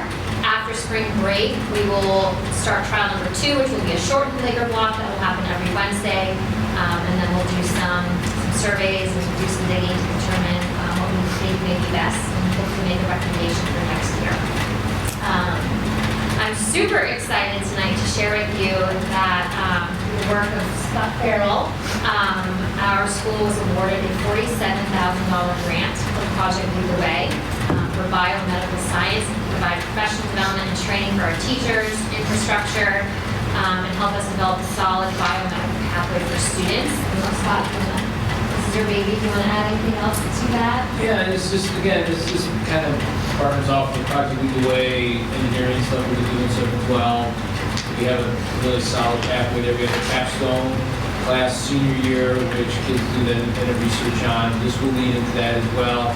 I talked with our Allied Health Department about this and our teachers, the sort of blending the two together. We get a ton of Allied Health students in anatomy class. And so this is just it's a more hands-on, more experiential way of teaching, and it's hopefully going to build capacity in teachers to lead that into other classes, but to develop this pathway. Because again, this is a hot item. We know that in Massachusetts. We should be using the best quality resources possible. Zoe Kubik, who sort of led our biotechnology program, she developed that herself. And it's good, but this then elevates it to another level. And comes with the support of Project Lead the Way and a lot of resources that provides us. Awesome. Yep. I wanted to honor and recognize student Olivia Silvera, whose artwork was selected for Best in Show and will be on display in Congress in Washington, D.C. for the next year. It's pretty incredible. There are many of us who are already offering to buy her artwork. It's incredible. If you get my newsletter, you would have seen that. It's sort of like the back of the person using the spine. Pretty incredible. Phenomenal artist. We're excited to see where her journey takes her art moving forward. Michaela, Yes. that one you're talking about, she did she really? Doesn't it look like a picture? It does. I was in her art class and all of her works look like, she does like hyperrealism, she takes like, it's good that she's in AP, Yeah. she's in, so I'm in AP like 2D art and she's in AP drawing. She will take like weeks to finish a project, but they're stunning. Wow. Yeah, there's another one she has right now, it's like a series of like, it's like a ballerina and different poses, and it looks like it's, someone went to a dance studio and took pictures. She's incredible, incredible. I have zero talent. Principal Gill, Mark, you wanted to say or ask something? I'm just going to say the Project Lead the Way was a significant benefit when both of my sons went through. They're both master's degree engineers at this point, but the unique experience they had in the Project Lead courses at Silver Lake was they still talk about the ability to interact with different folks in different walks of life and create teams. And the team building was essential in both of their undergrad and master's programs. It's a phenomenal program. In fact, earlier today, our seniors who were in the capstone project, capstone class, they presented their projects to us today. One group, they made a capture a ball ketchup out of a ketchup bottle. And then another student who plays hockey developed a new arm and elbow pad that doesn't slide down. And I'm convinced we're going to have our own rink one day named after him because he's a patent. He's going to make millions. I'm so proud of these kids. All right, so I do have a few donation requests to ask for this evening. We have some representatives here from our volleyball team. Our boys volleyball team raised $10,660 for year 2 of their team. As you know, they're still required to pay for their coaches, their travel, their uniforms, and all their gear. We are excited this year we have a varsity team. Last year we just had JV. So the program is growing. So we'd like for you to accept that. I have a couple donations. Do you want them all at once or anything? Sure. Parent Margaret Record would like to donate $2,500 to the class of 2026 to use next year for their senior prom. And the Halifax Country Club would like to provide or donate a golf membership for all students, boys and girls, on the Silver Lake golf teams, which would be a huge help because it would allow them to practice in the off season. Yeah. Yes. Mike Ciceri reached out. That's from Mike Ciceri, right? He had reached out to make sure that that was on our Yes. list. Wow. That's huge. And of course, we said thank yous.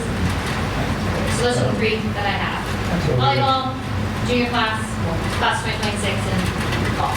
We need a motion to accept those donations. I will make a motion that we accept the $10,660 volleyball money that was fundraised, as well as $2,500 for the senior prom for next year, and the golf memberships from the Halifax Country Club. Do we have a second? Second. All right, any further discussion? Seeing none, all in favor? Aye. Thank you. I have an out-of-state field trip request for you this evening. Our Pathways program would like to travel to the Newport Car Museum in Rhode Island next week. This is our program for students ages 18 to 22.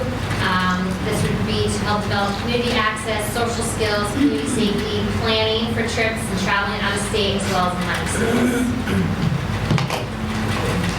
Do we need a motion to approve that? I will make a motion that we approve the field trip for the Pathway students out of state next week. Do I have a second? Second. All right, all in favor? Aye. Thank you.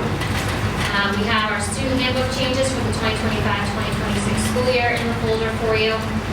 All proposed changes have been approved or recommended and approved by our school council, and they're highlighted in red for you.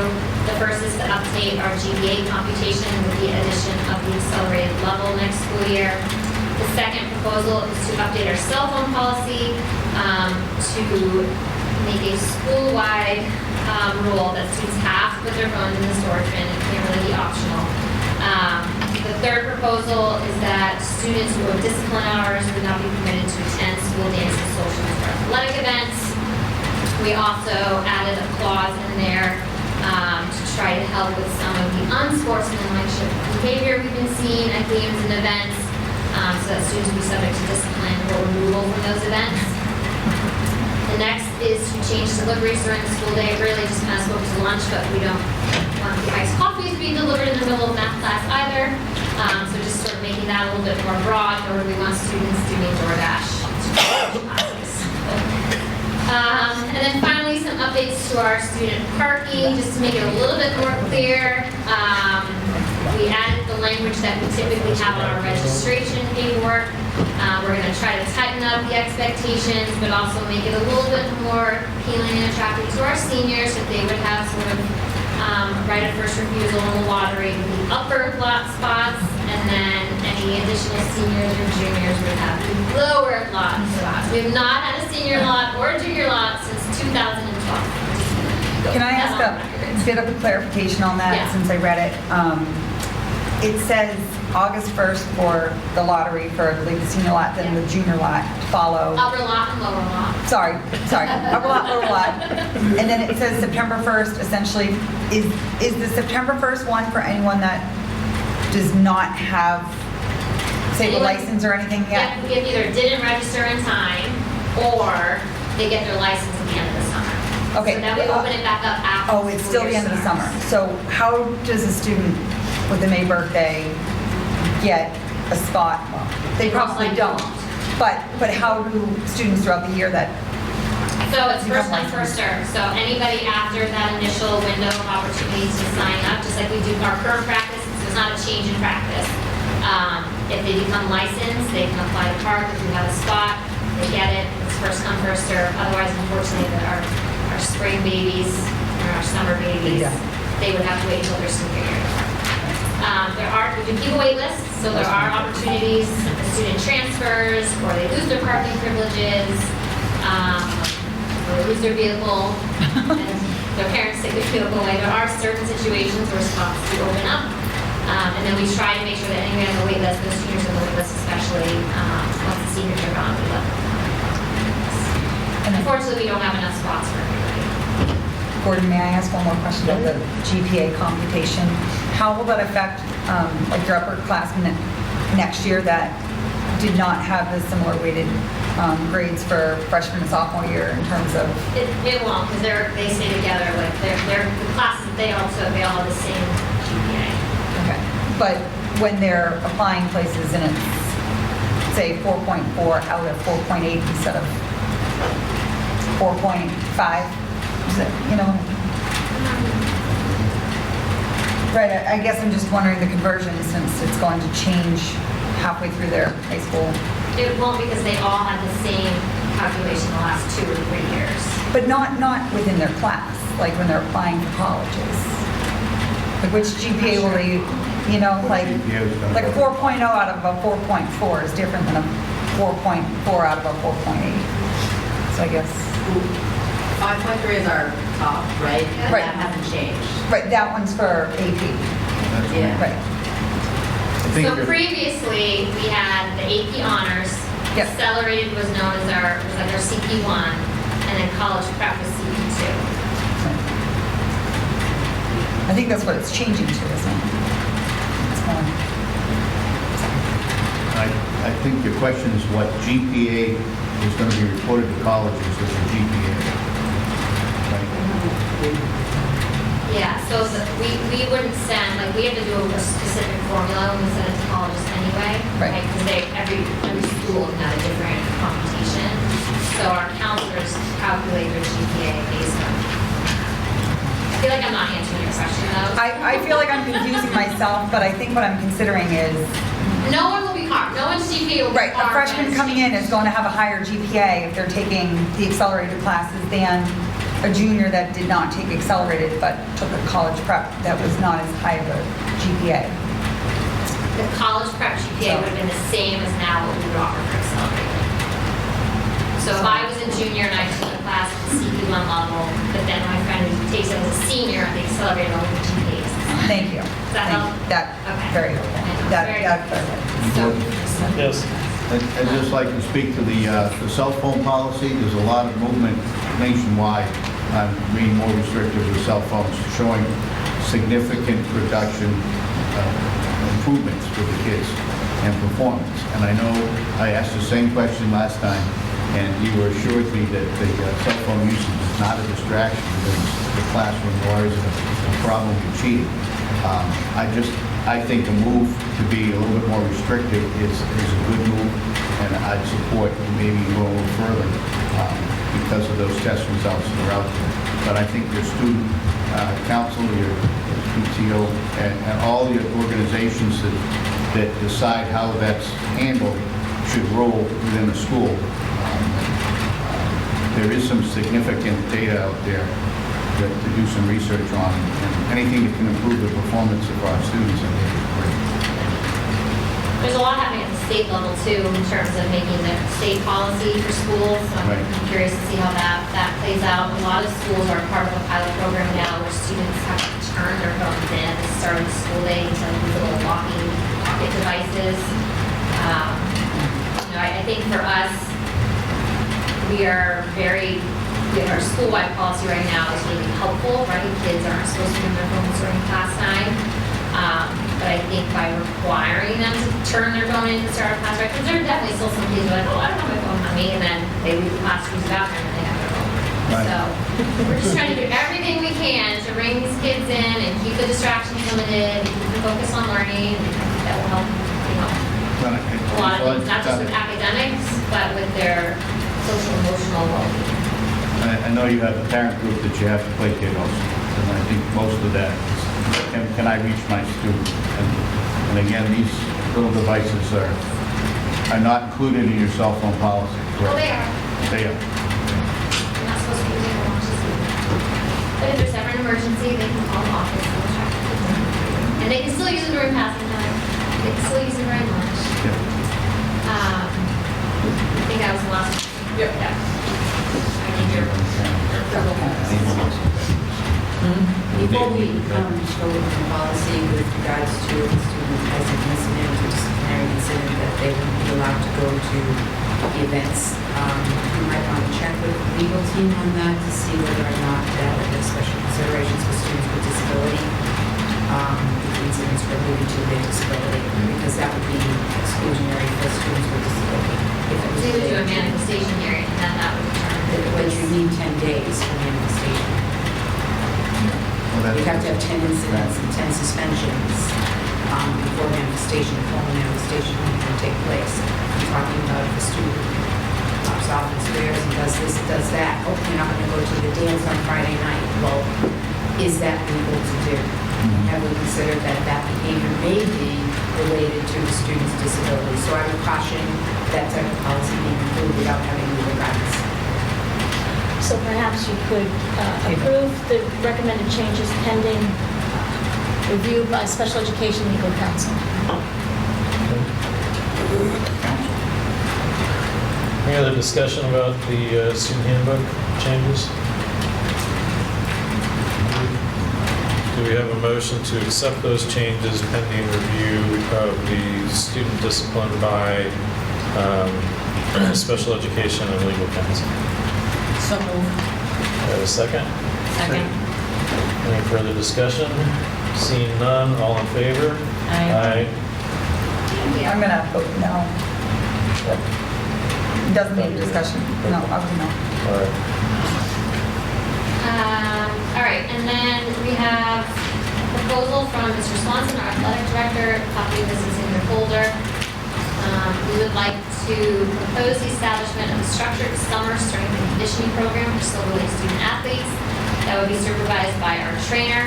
It would run 6 weeks, 3 days a week here in the high school. Would be self-sustaining through participation fees that would pay for the trainer and the cost needed in terms of materials. I would estimate that it would also generate revenue beyond those operational costs, so we can support our athletic program. Can I ask a question of that? Absolutely. Is this supposed to be in lieu of like the, for instance, football conditioning that's happened over the summer? Is this to kind of make it a more formal? The idea is that, yes, it would be available to all student athletes, posted at the school, all staff. It is in line with MIAA, so it's not the captains or coaches coaching on the side. Our trainer will be working with the students, so they have a good sense of students' support or conditioning. But this would require an arbiter registration and the fee, the $150. Yeah. Would there be, will this be the only working out, so to speak, offered on campus, or are there going to be, say, separate gym hours for the football team besides their? Yeah, each team will still have their own, like, the captain's practices and things like that. Okay. This would just be a supervised, Trainer-led sort of. legitimate program for our athletes. A lot of schools in our area provide it, it's huge advantage. Our trainer actually does this in Pembroke every summer, so I'd love to keep her with us.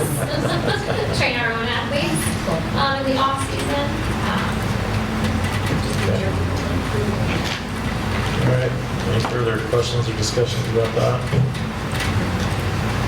All right, do we have a motion to approve the summer trainer-led workout strength and conditioning program as outlined by Director Swanson? I make a motion to approve the summer strength and conditioning training program. All right, can I get a second? Second. All right, all in favor? Aye. Any opposed? Okay. Thank you, and I'll turn it over to Kristen for some student updates. Hi, everyone.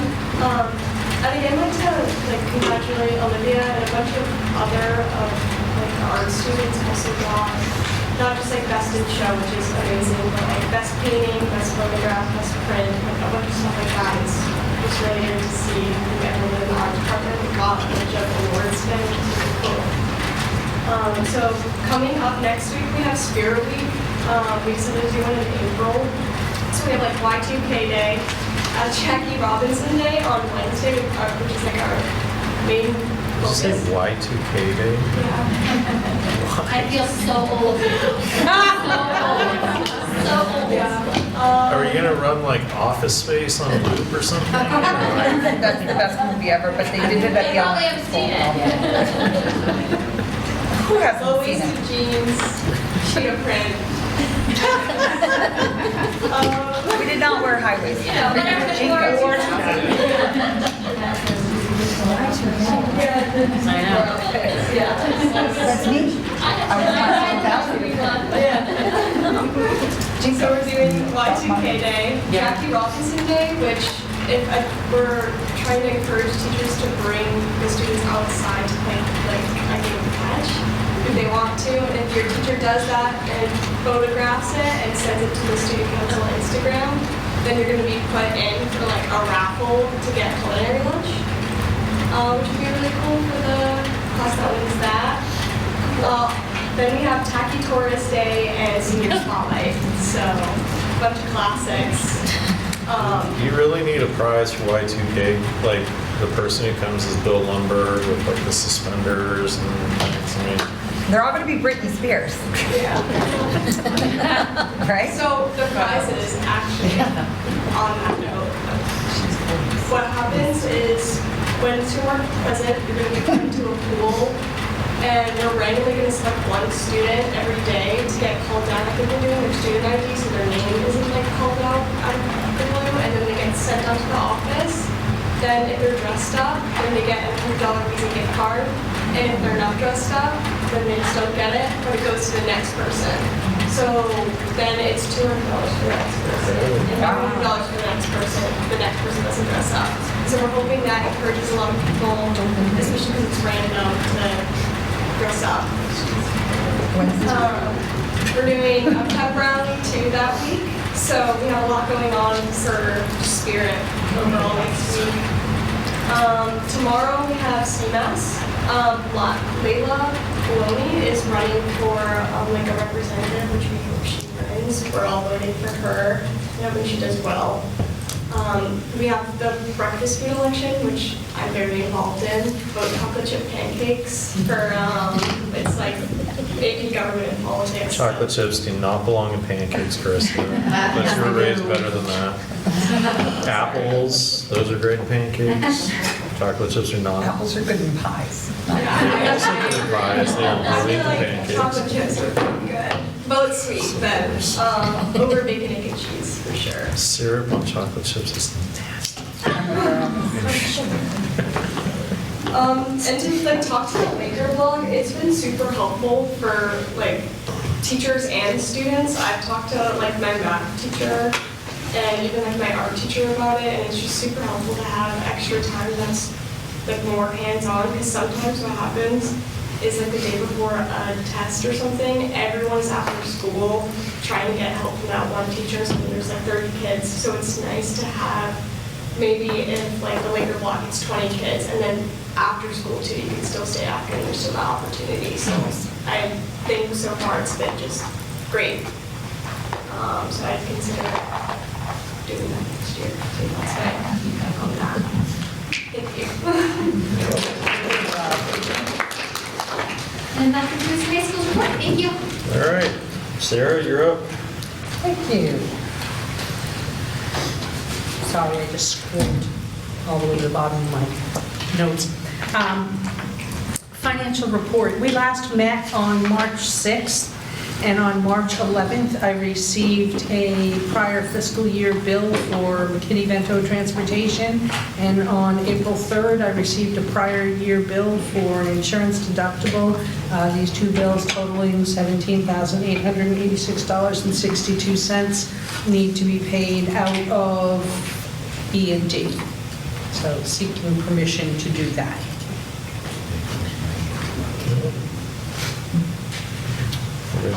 I'll make a motion, I mean, there's no choice. So I'll make a motion to pay the bills that the Director of Business just described. Okay. Second. From E&D. All right. Any further discussion? Seeing none, all in favor? No opposed?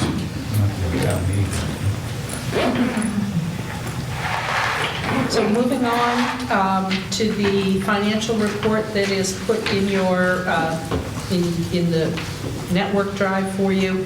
As I go through and prepare for the meeting, I go through line by line and I take note of anything, and then I check my notes from the previous meeting and see if there's anything that is new that I haven't already talked about. So with your permission, I'll skip over a lot of the stuff I've already talked about and only talk about new. On page 10, there is, we continue to have an issue with our financial software in the health and life insurance line. The software is double counting expenses. So there has been $2,672,148.53 spent out of that line thus far this year, and there's an actual balance of $630,291.27, which is much better than the negative $500,000 that it says on this printout. Sarah, can I ask, we just got this software just a handful of years ago. Are they coming in to correct this? There have been some challenges with the in-house payroll, and we've worked with the consultant that trained us for the in-house payroll, and sometimes it's frustrating for us because we're told, well, this is your system. So yes, it is our system, and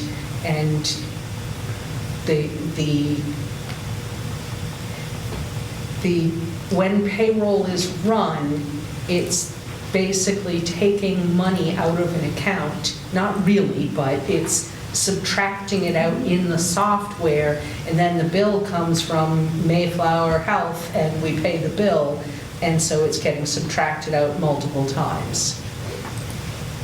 So now that we know that there's the issue, we can fix it with a journal entry. We've fixed part of the issue, but every time we fix something, then we can see that there's other issues that we're still continuing. I'm sorry, that didn't answer your question. No. Yes, it's a new software. I inherited this software. I really like the software, but one of the things I've been saying to, it's Tyler Technologies, one of the things I've been saying to them all along is when you come out and you do a implementation of a new software, the trainers come out and there's a very intensive, hands-on, multi-month process. And all of the people that were here for that aren't here now. And so there's no documentation for anything. There's no business office procedure manual. I sat with Christine Healy and I took notes and she showed me how to do things, and I've done some trainings, but the software company, we can contract with them for more trainings or for special help with things. And I keep saying to them, we really just need somebody who's a guru, not, sometimes we're spending time on a call with someone who's not so helpful. We really need somebody who's a guru that can come out and say, this should be here, this should be here, this is checked, this shouldn't be checked, almost as if it were a new implementation. I would be escalating this request for a guru to the company to demand somebody come out and help us do this or fix this.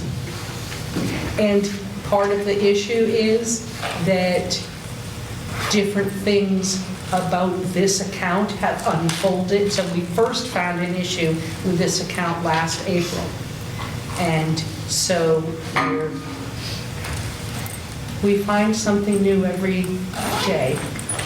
So I just interject too, Sarah, no one ever comes out. This is all phone call or online. We've never had anyone actually physically come for training. When Dave and everybody did it, and I was in a lot of those meetings, and it was all a Zoom meeting. So we've never actually had anyone, and Debbie or Sarah, Debbie makes a lot of phone calls. She gets a different person every time. Their help desk is tough. So she can be on the phone for hours trying to fix a problem. But no one has ever physically come. I don't think that's what they do. It's all online.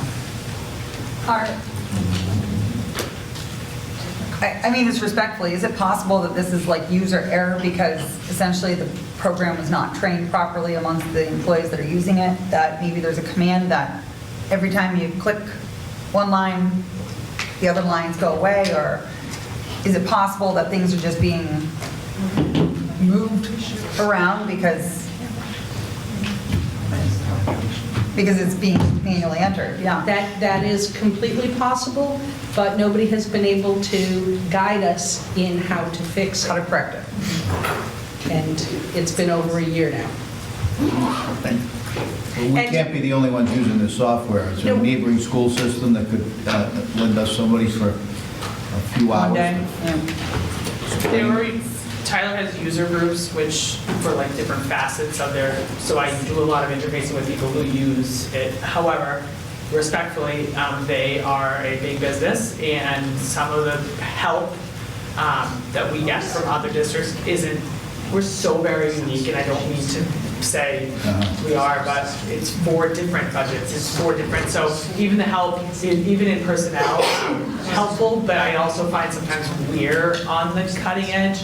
And just as an example, they are a lovely company, but sometimes as we're going through a training, it will be, okay, open the manual, and go through the manual, and the person training, and again, totally appreciate their training, and sometimes we get to a stuck point, and they're like, oh, I haven't seen this before. And that's the trainer. So to your question, Jeannie, do you think it could possibly be some user error, but there are some challenges with the... I guess, is this a software that updates itself, or is this something that our technology department needs to continually update to stay? Because I'm just wondering what's causing the glitch. So- It sounds like it's a glitch through the system. It is a glitch, and it's a glitch that started when we went to the in-house payroll in January of 2024. So there are other issues with the system that are because of the way our chart of accounts was set up, that you can't pull reports effectively. But that's going to be solved through the new chart of accounts next year. But this issue with the health and life insurance liability accounts is something that we've identified that it was a problem. We found a fix to the problem. We thought we fixed the cause of the problem, and then we found another problem. So my question is, if we have a software that has only problems, and also we cannot get for 1 year somebody who can train us, why are we using this type of software? Change again. It was here when I got here. I will tell you, I do like the software. It is a very powerful software. It is a comprehensive software. But it doesn't work. The software works. The problem is the implementation. Right. We're taking an antiquated system of bookkeeping for 4 separate districts that wasn't properly set up, and now a new person is left untangling when she comes across the glitches. The problem is that we have 4 separate budgets. So when other school districts set up their chart of accounts or their budget, it's pretty routine. For us, we are not the norm, and we have 4 separate budgets that need to be able to interact under this same organization. Okay, my question, is the software suitable for 4 different budgets or not? Yes, it is. It is. So why are we complaining about this? And because it's not set up yet properly, and it needs more work. Just needs more work. And the problem is that we are getting more and more complicated, and we have more responsibilities to report out on expenditures. People's individual spreadsheets, once upon a time, might have served us well, but we are far too complicated, and the amount of reports that we have to run and provide information to people legally has surpassed that old-fashioned system. Let's keep advancing. I know obviously you will keep working with it and working with the company and doing the best that you can. And if we need to talk about the software separately, then we can do so. Sarah, go ahead. And until it's fixed, I will be giving you an update on the number, which is going to be incorrect on the printout. Okay. On page 12 to 14 of the report, special ed costs, as I've said in the past, there's a lot of moving parts with special ed for tuition, transportation, and contracted services. Those 3 categories are paid out of operating the 240 grant. The special ed bookkeeper keeps a spreadsheet with all of those counts and the expenses, and at this time, there is a surplus. So the spreadsheet was updated today, shows a surplus in that.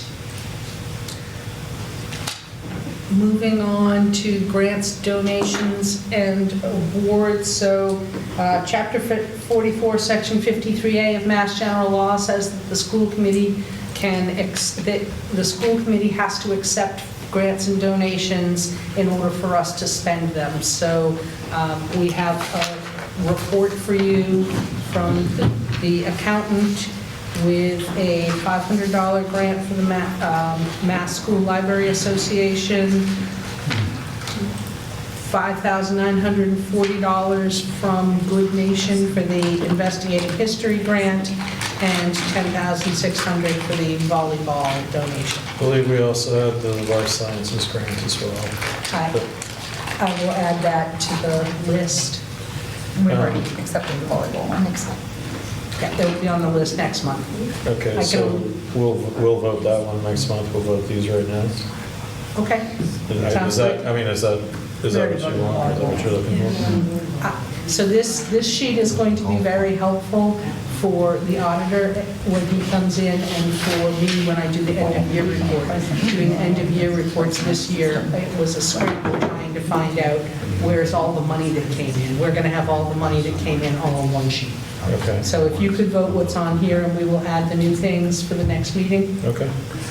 All right. So we need a motion to accept the grants that Sarah has noted for us. So moved. Do we have a second? Second. All right. All in favor? Aye. All opposed? No.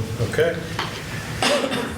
Corrective action plan, we've been working with the auditor on the FY24 audit. Yes, we are behind the timeline for getting that done on time. I expect there to be continued findings necessitating another corrective action plan for FY24. The accountant and I will be meeting with the auditor all day on Monday.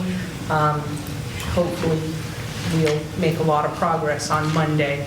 I wanted to share with you that the House approved, so if you think about the Chapter 70 funding, the governor's budget comes out in January. There's initial amounts for Chapter 70 funding, and then that goes to the House. The initial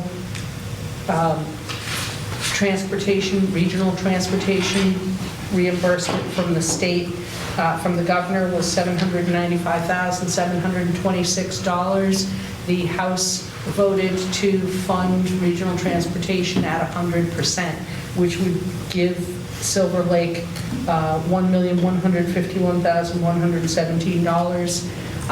If that passes the Senate and then the conference committee for the final budget. So there is a potential $355,000 increase in the funds that Silver Lake would get from the state. And I would like for you to consider additional staffing for the business office if that money does come in. Gordon, can I just ask a point of clarification?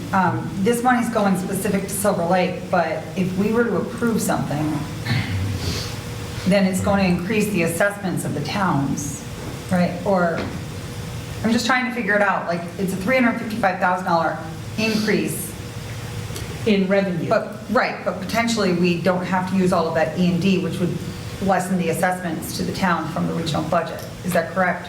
We have a lot of options, and because it's not yet approved, we don't need to debate them tonight, but any of those options could be anything from, special education programs. Yeah, special education programs, and/or funding an additional position or two in the business office, or offsetting the amount of E&D that we're using, or modifying the budget, or any number of things. We might even special ed contingency fund that's empty.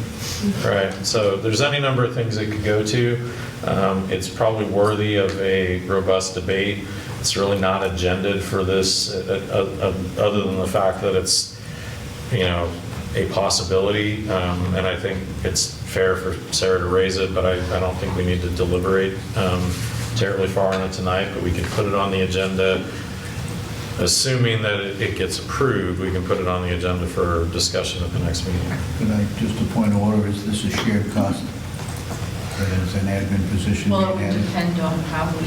Those are all the things that we'll just discuss. Because that was actually my other question. If we're talking about a shared cost admin position, that wouldn't come from money from the Silver Lake budget. That would come from a shared cost discussion.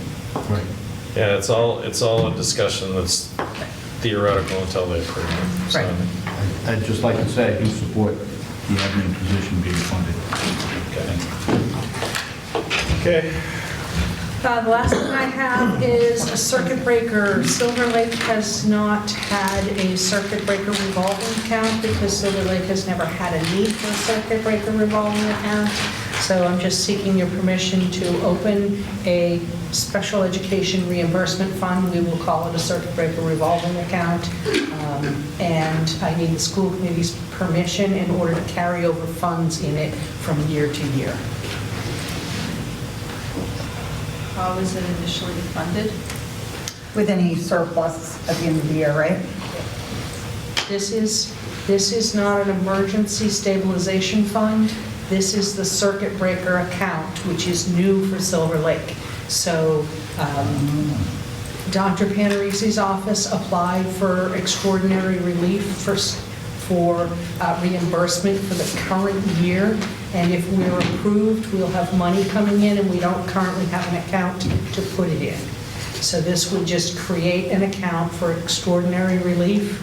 And then next year, we'll be getting a circuit breaker reimbursement based on amounts that were spent this year, and we would need an account to put that into.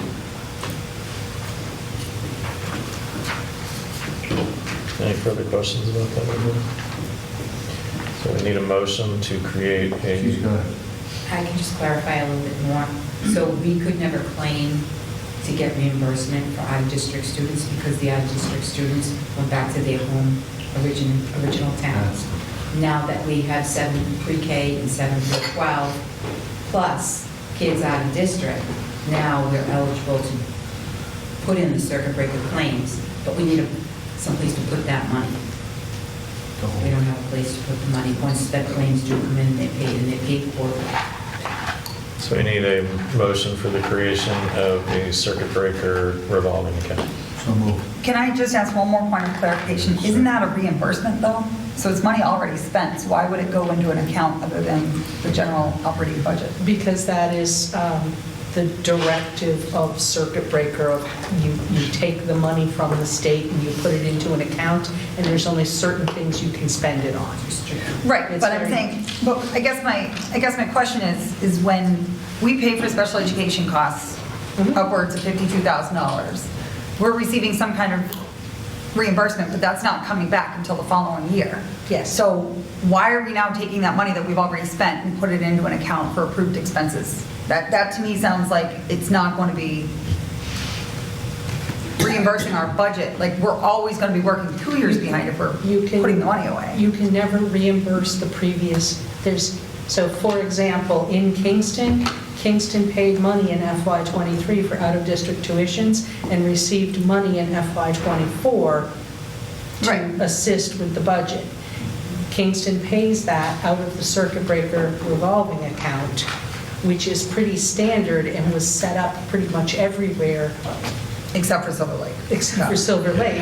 Everybody When has it, we don't circuit have it. breaker Okay. started back after the Ed Reform Act of 1993. So right, like prior to this, it was in a different general ledger account, the operating budget. You're just carving it out into there. A student that was, whose peers were in 10th grade here at Silver Lake High School, who attended Perkins School for the Blind, their tuition was being paid from whatever town's elementary school budget. And that's one of the things that DESE had Silver Lake untangle last year. So now students' tuitions are being paid out of the budget where their peers attend school. So Silver Lake this year is paying tuitions for students. Silver Lake next year will receive circuit breaker reimbursement for tuitions. And hopefully extraordinary relief this year. And you that just- revolving account money would be part of the overall operating budget discussion? Yes. Yes. Yes. Okay. So, if you look back at our notes, we have anticipated circuit breaker for next year as part of our budget. Okay, all right. So we have a motion on the floor. Do we have a second? Second. Okay. Any further discussion? Seeing none, all in favor? Aye. Any opposed? Okay. Thank you. And that concludes my report. Dr. Clifford? Okay, I will make it brief. There's really one important piece that I want to make sure that everybody's aware of. We have search committees that are happening for the Director of Special Needs. We just concluded a committee of 2 days of interviewing. So that's been happening. And then another piece is a principal search for the Halifax principalship, which will be happening next week. So those 2 searches are going on and are happening right now. And the only other piece are things that we've talked about before as far as the math. I'll be bringing the math curriculum decision for, I'll update the committee on the K through 6 math curriculum, also the grade 7-8 math curriculum, and then 9th and 10th grade courses. There'll be some that will be doing an open source math curriculum called Illustrative Math. So basically, those are the pieces. I'll be bringing the final version of the literacy plan to our last committee meeting. There'll be a lot of things then. So that's it for me tonight. Dr. Crew? So tonight, I am asking the committee whether or not it has a volunteer to serve on the Regional Study Communication Committee. The town administrator for the town of Kingston and Halifax will be meeting soon to get this study underway, and they are looking for a representative from the Silver Lake Regional School Committee. We have representatives from the Halifax School Committee, the Plimpton School Committee, and the Kingston School Committee. This is for the study of regionalization. Kingston rep. I don't know. It's Megan McCannon. We didn't vote that, did we? Or is that just a designated? She volunteered. Jill is asking if we have a volunteer. I'd like to volunteer, but, no. I would yield to Jean, but she doesn't want to do it. I'm glad to put my name in the hat. Jean, you would be so I just feel like this would be a continuation of the 3 years of untangling that we just spent doing it with Jesse, but,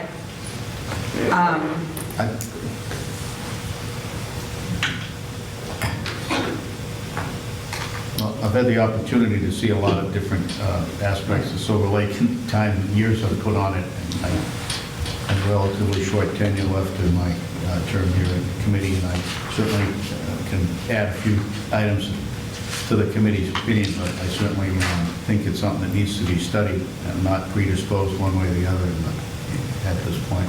to be honest, just from the last 3 years of the work Paul and I have done, I think that we could have done the study and saved $130,000, but, and I mean that completely genuinely. I mean, it's been a lot of work, but I would like to be a designee, but I don't want to take it from Mark, but I would like to do it. Can I give it to Paula, because she's leaving?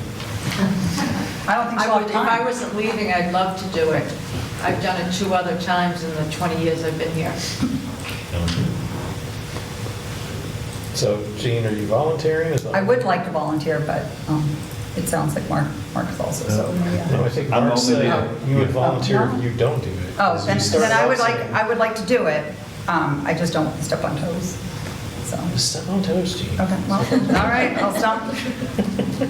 Do we need to vote to approve Jean as our representative? Is that what we're- You can appoint. Okay. All right, do we have a motion to appoint Jean as our representative to the regionalization study? So moved. Do we have a second? Second. Any further discussion? Seeing none, all in favor? Aye. Thanks, Mark. You're welcome. Man, You need more things to do. Yes. I apologize because I didn't have this in my notes. I had been texting back and forth with the Kingston Town manager. The cost that he is looking for Silver Lake to pay for salary and benefits for next year is $66,667. That's the totality, That is the total, which fits within the 80,000. which fits within the 80. Okay.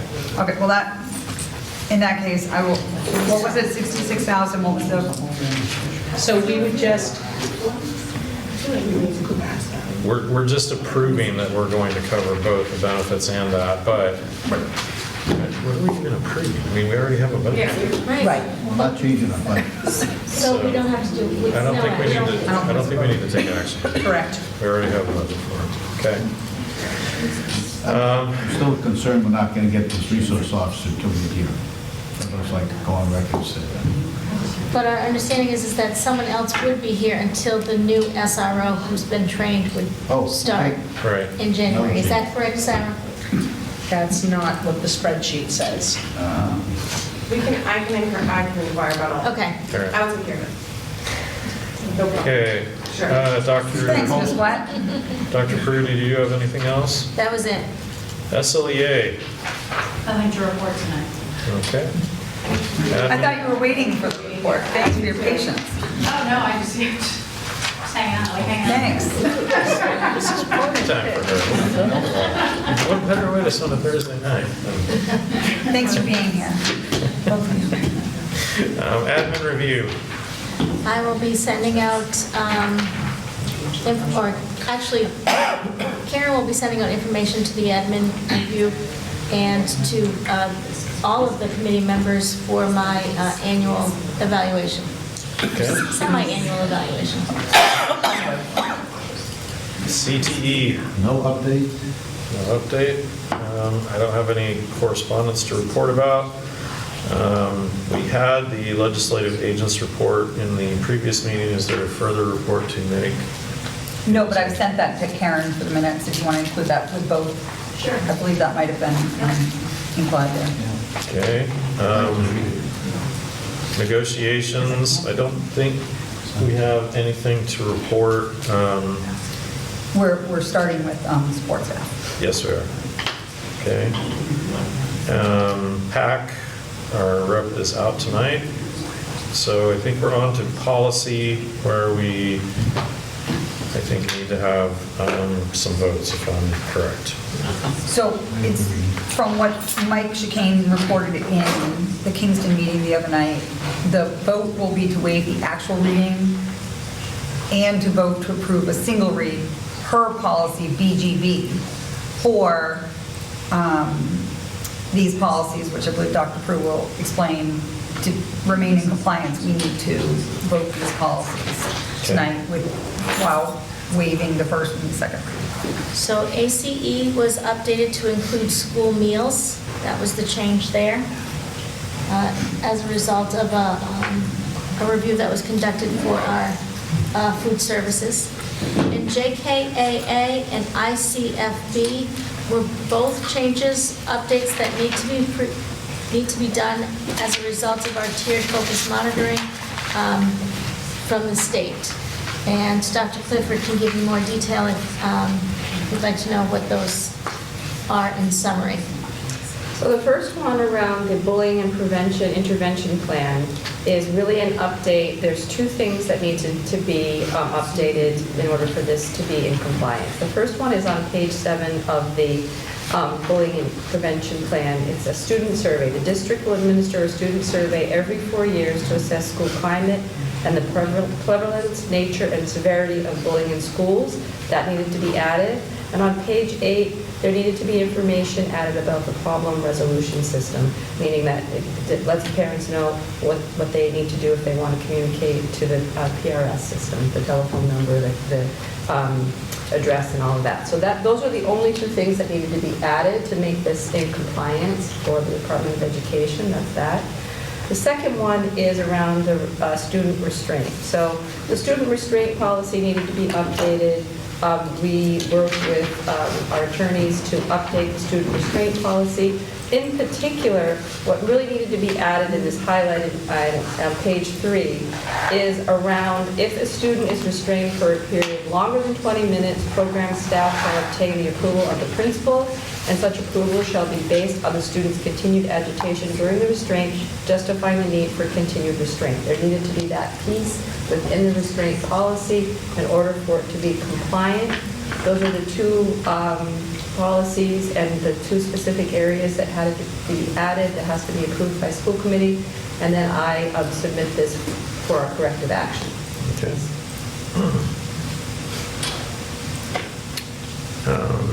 So, Dr. Prue, anything else you want to say about those? The reason why we're asking you to approve so quickly rather than going through 2 reads is so that we can meet with compliance, and that's where policy BGB comes in. Okay.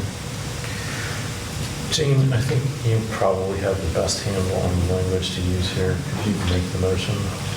I'll make a motion that we waive the actual readings of JICFB, JKAA, and ACE, and vote to approve in a single read per policy BGB, policies JICFB, JKAA, and ACE. Okay. Do we have a second? Second. Any further discussion? Seeing none, all in favor? Aye. Any opposed? Okay. You good, Dr. Prue? I'm good. All right, safer. I get there. So middle school AC project clerk of the works, Sarah has included that, I believe, in the package. And we actually just need to vote to go forward with that. Proposal is $22,400. And I think we have to vote to enter into that contract. That was the last piece. I think we discussed the amount, and the Safer Committee voted to unanimously to support that. Okay. Pending review by council. Yeah, thank you. Okay. So we already have a contract with Habib and Associates, and this would fall under their contract that has already been reviewed by us. Didn't want to specific, I'm trying to remember the conversation we had at 5 o'clock. But we wanted to actually have council make sure that entering this The contract prior, is yeah, changed. Safer's meeting, that was our discussion. I thought we found that council hadn't reviewed that Particular. contract yet.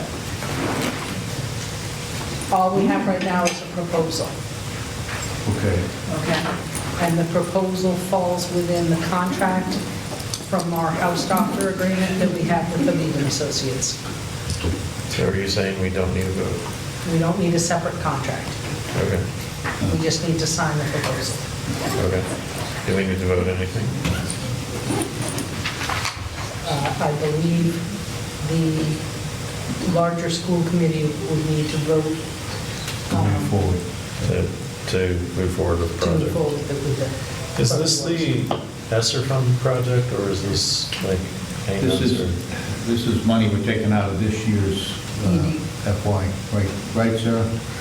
So this is an ARPA-funded project. ARPA, not ESSER, yeah. ARPA-funded project with monies from the towns. Right. And the clerk of the works is Yeah. something that we are going to be funding as part of our That's right, capital okay. this year.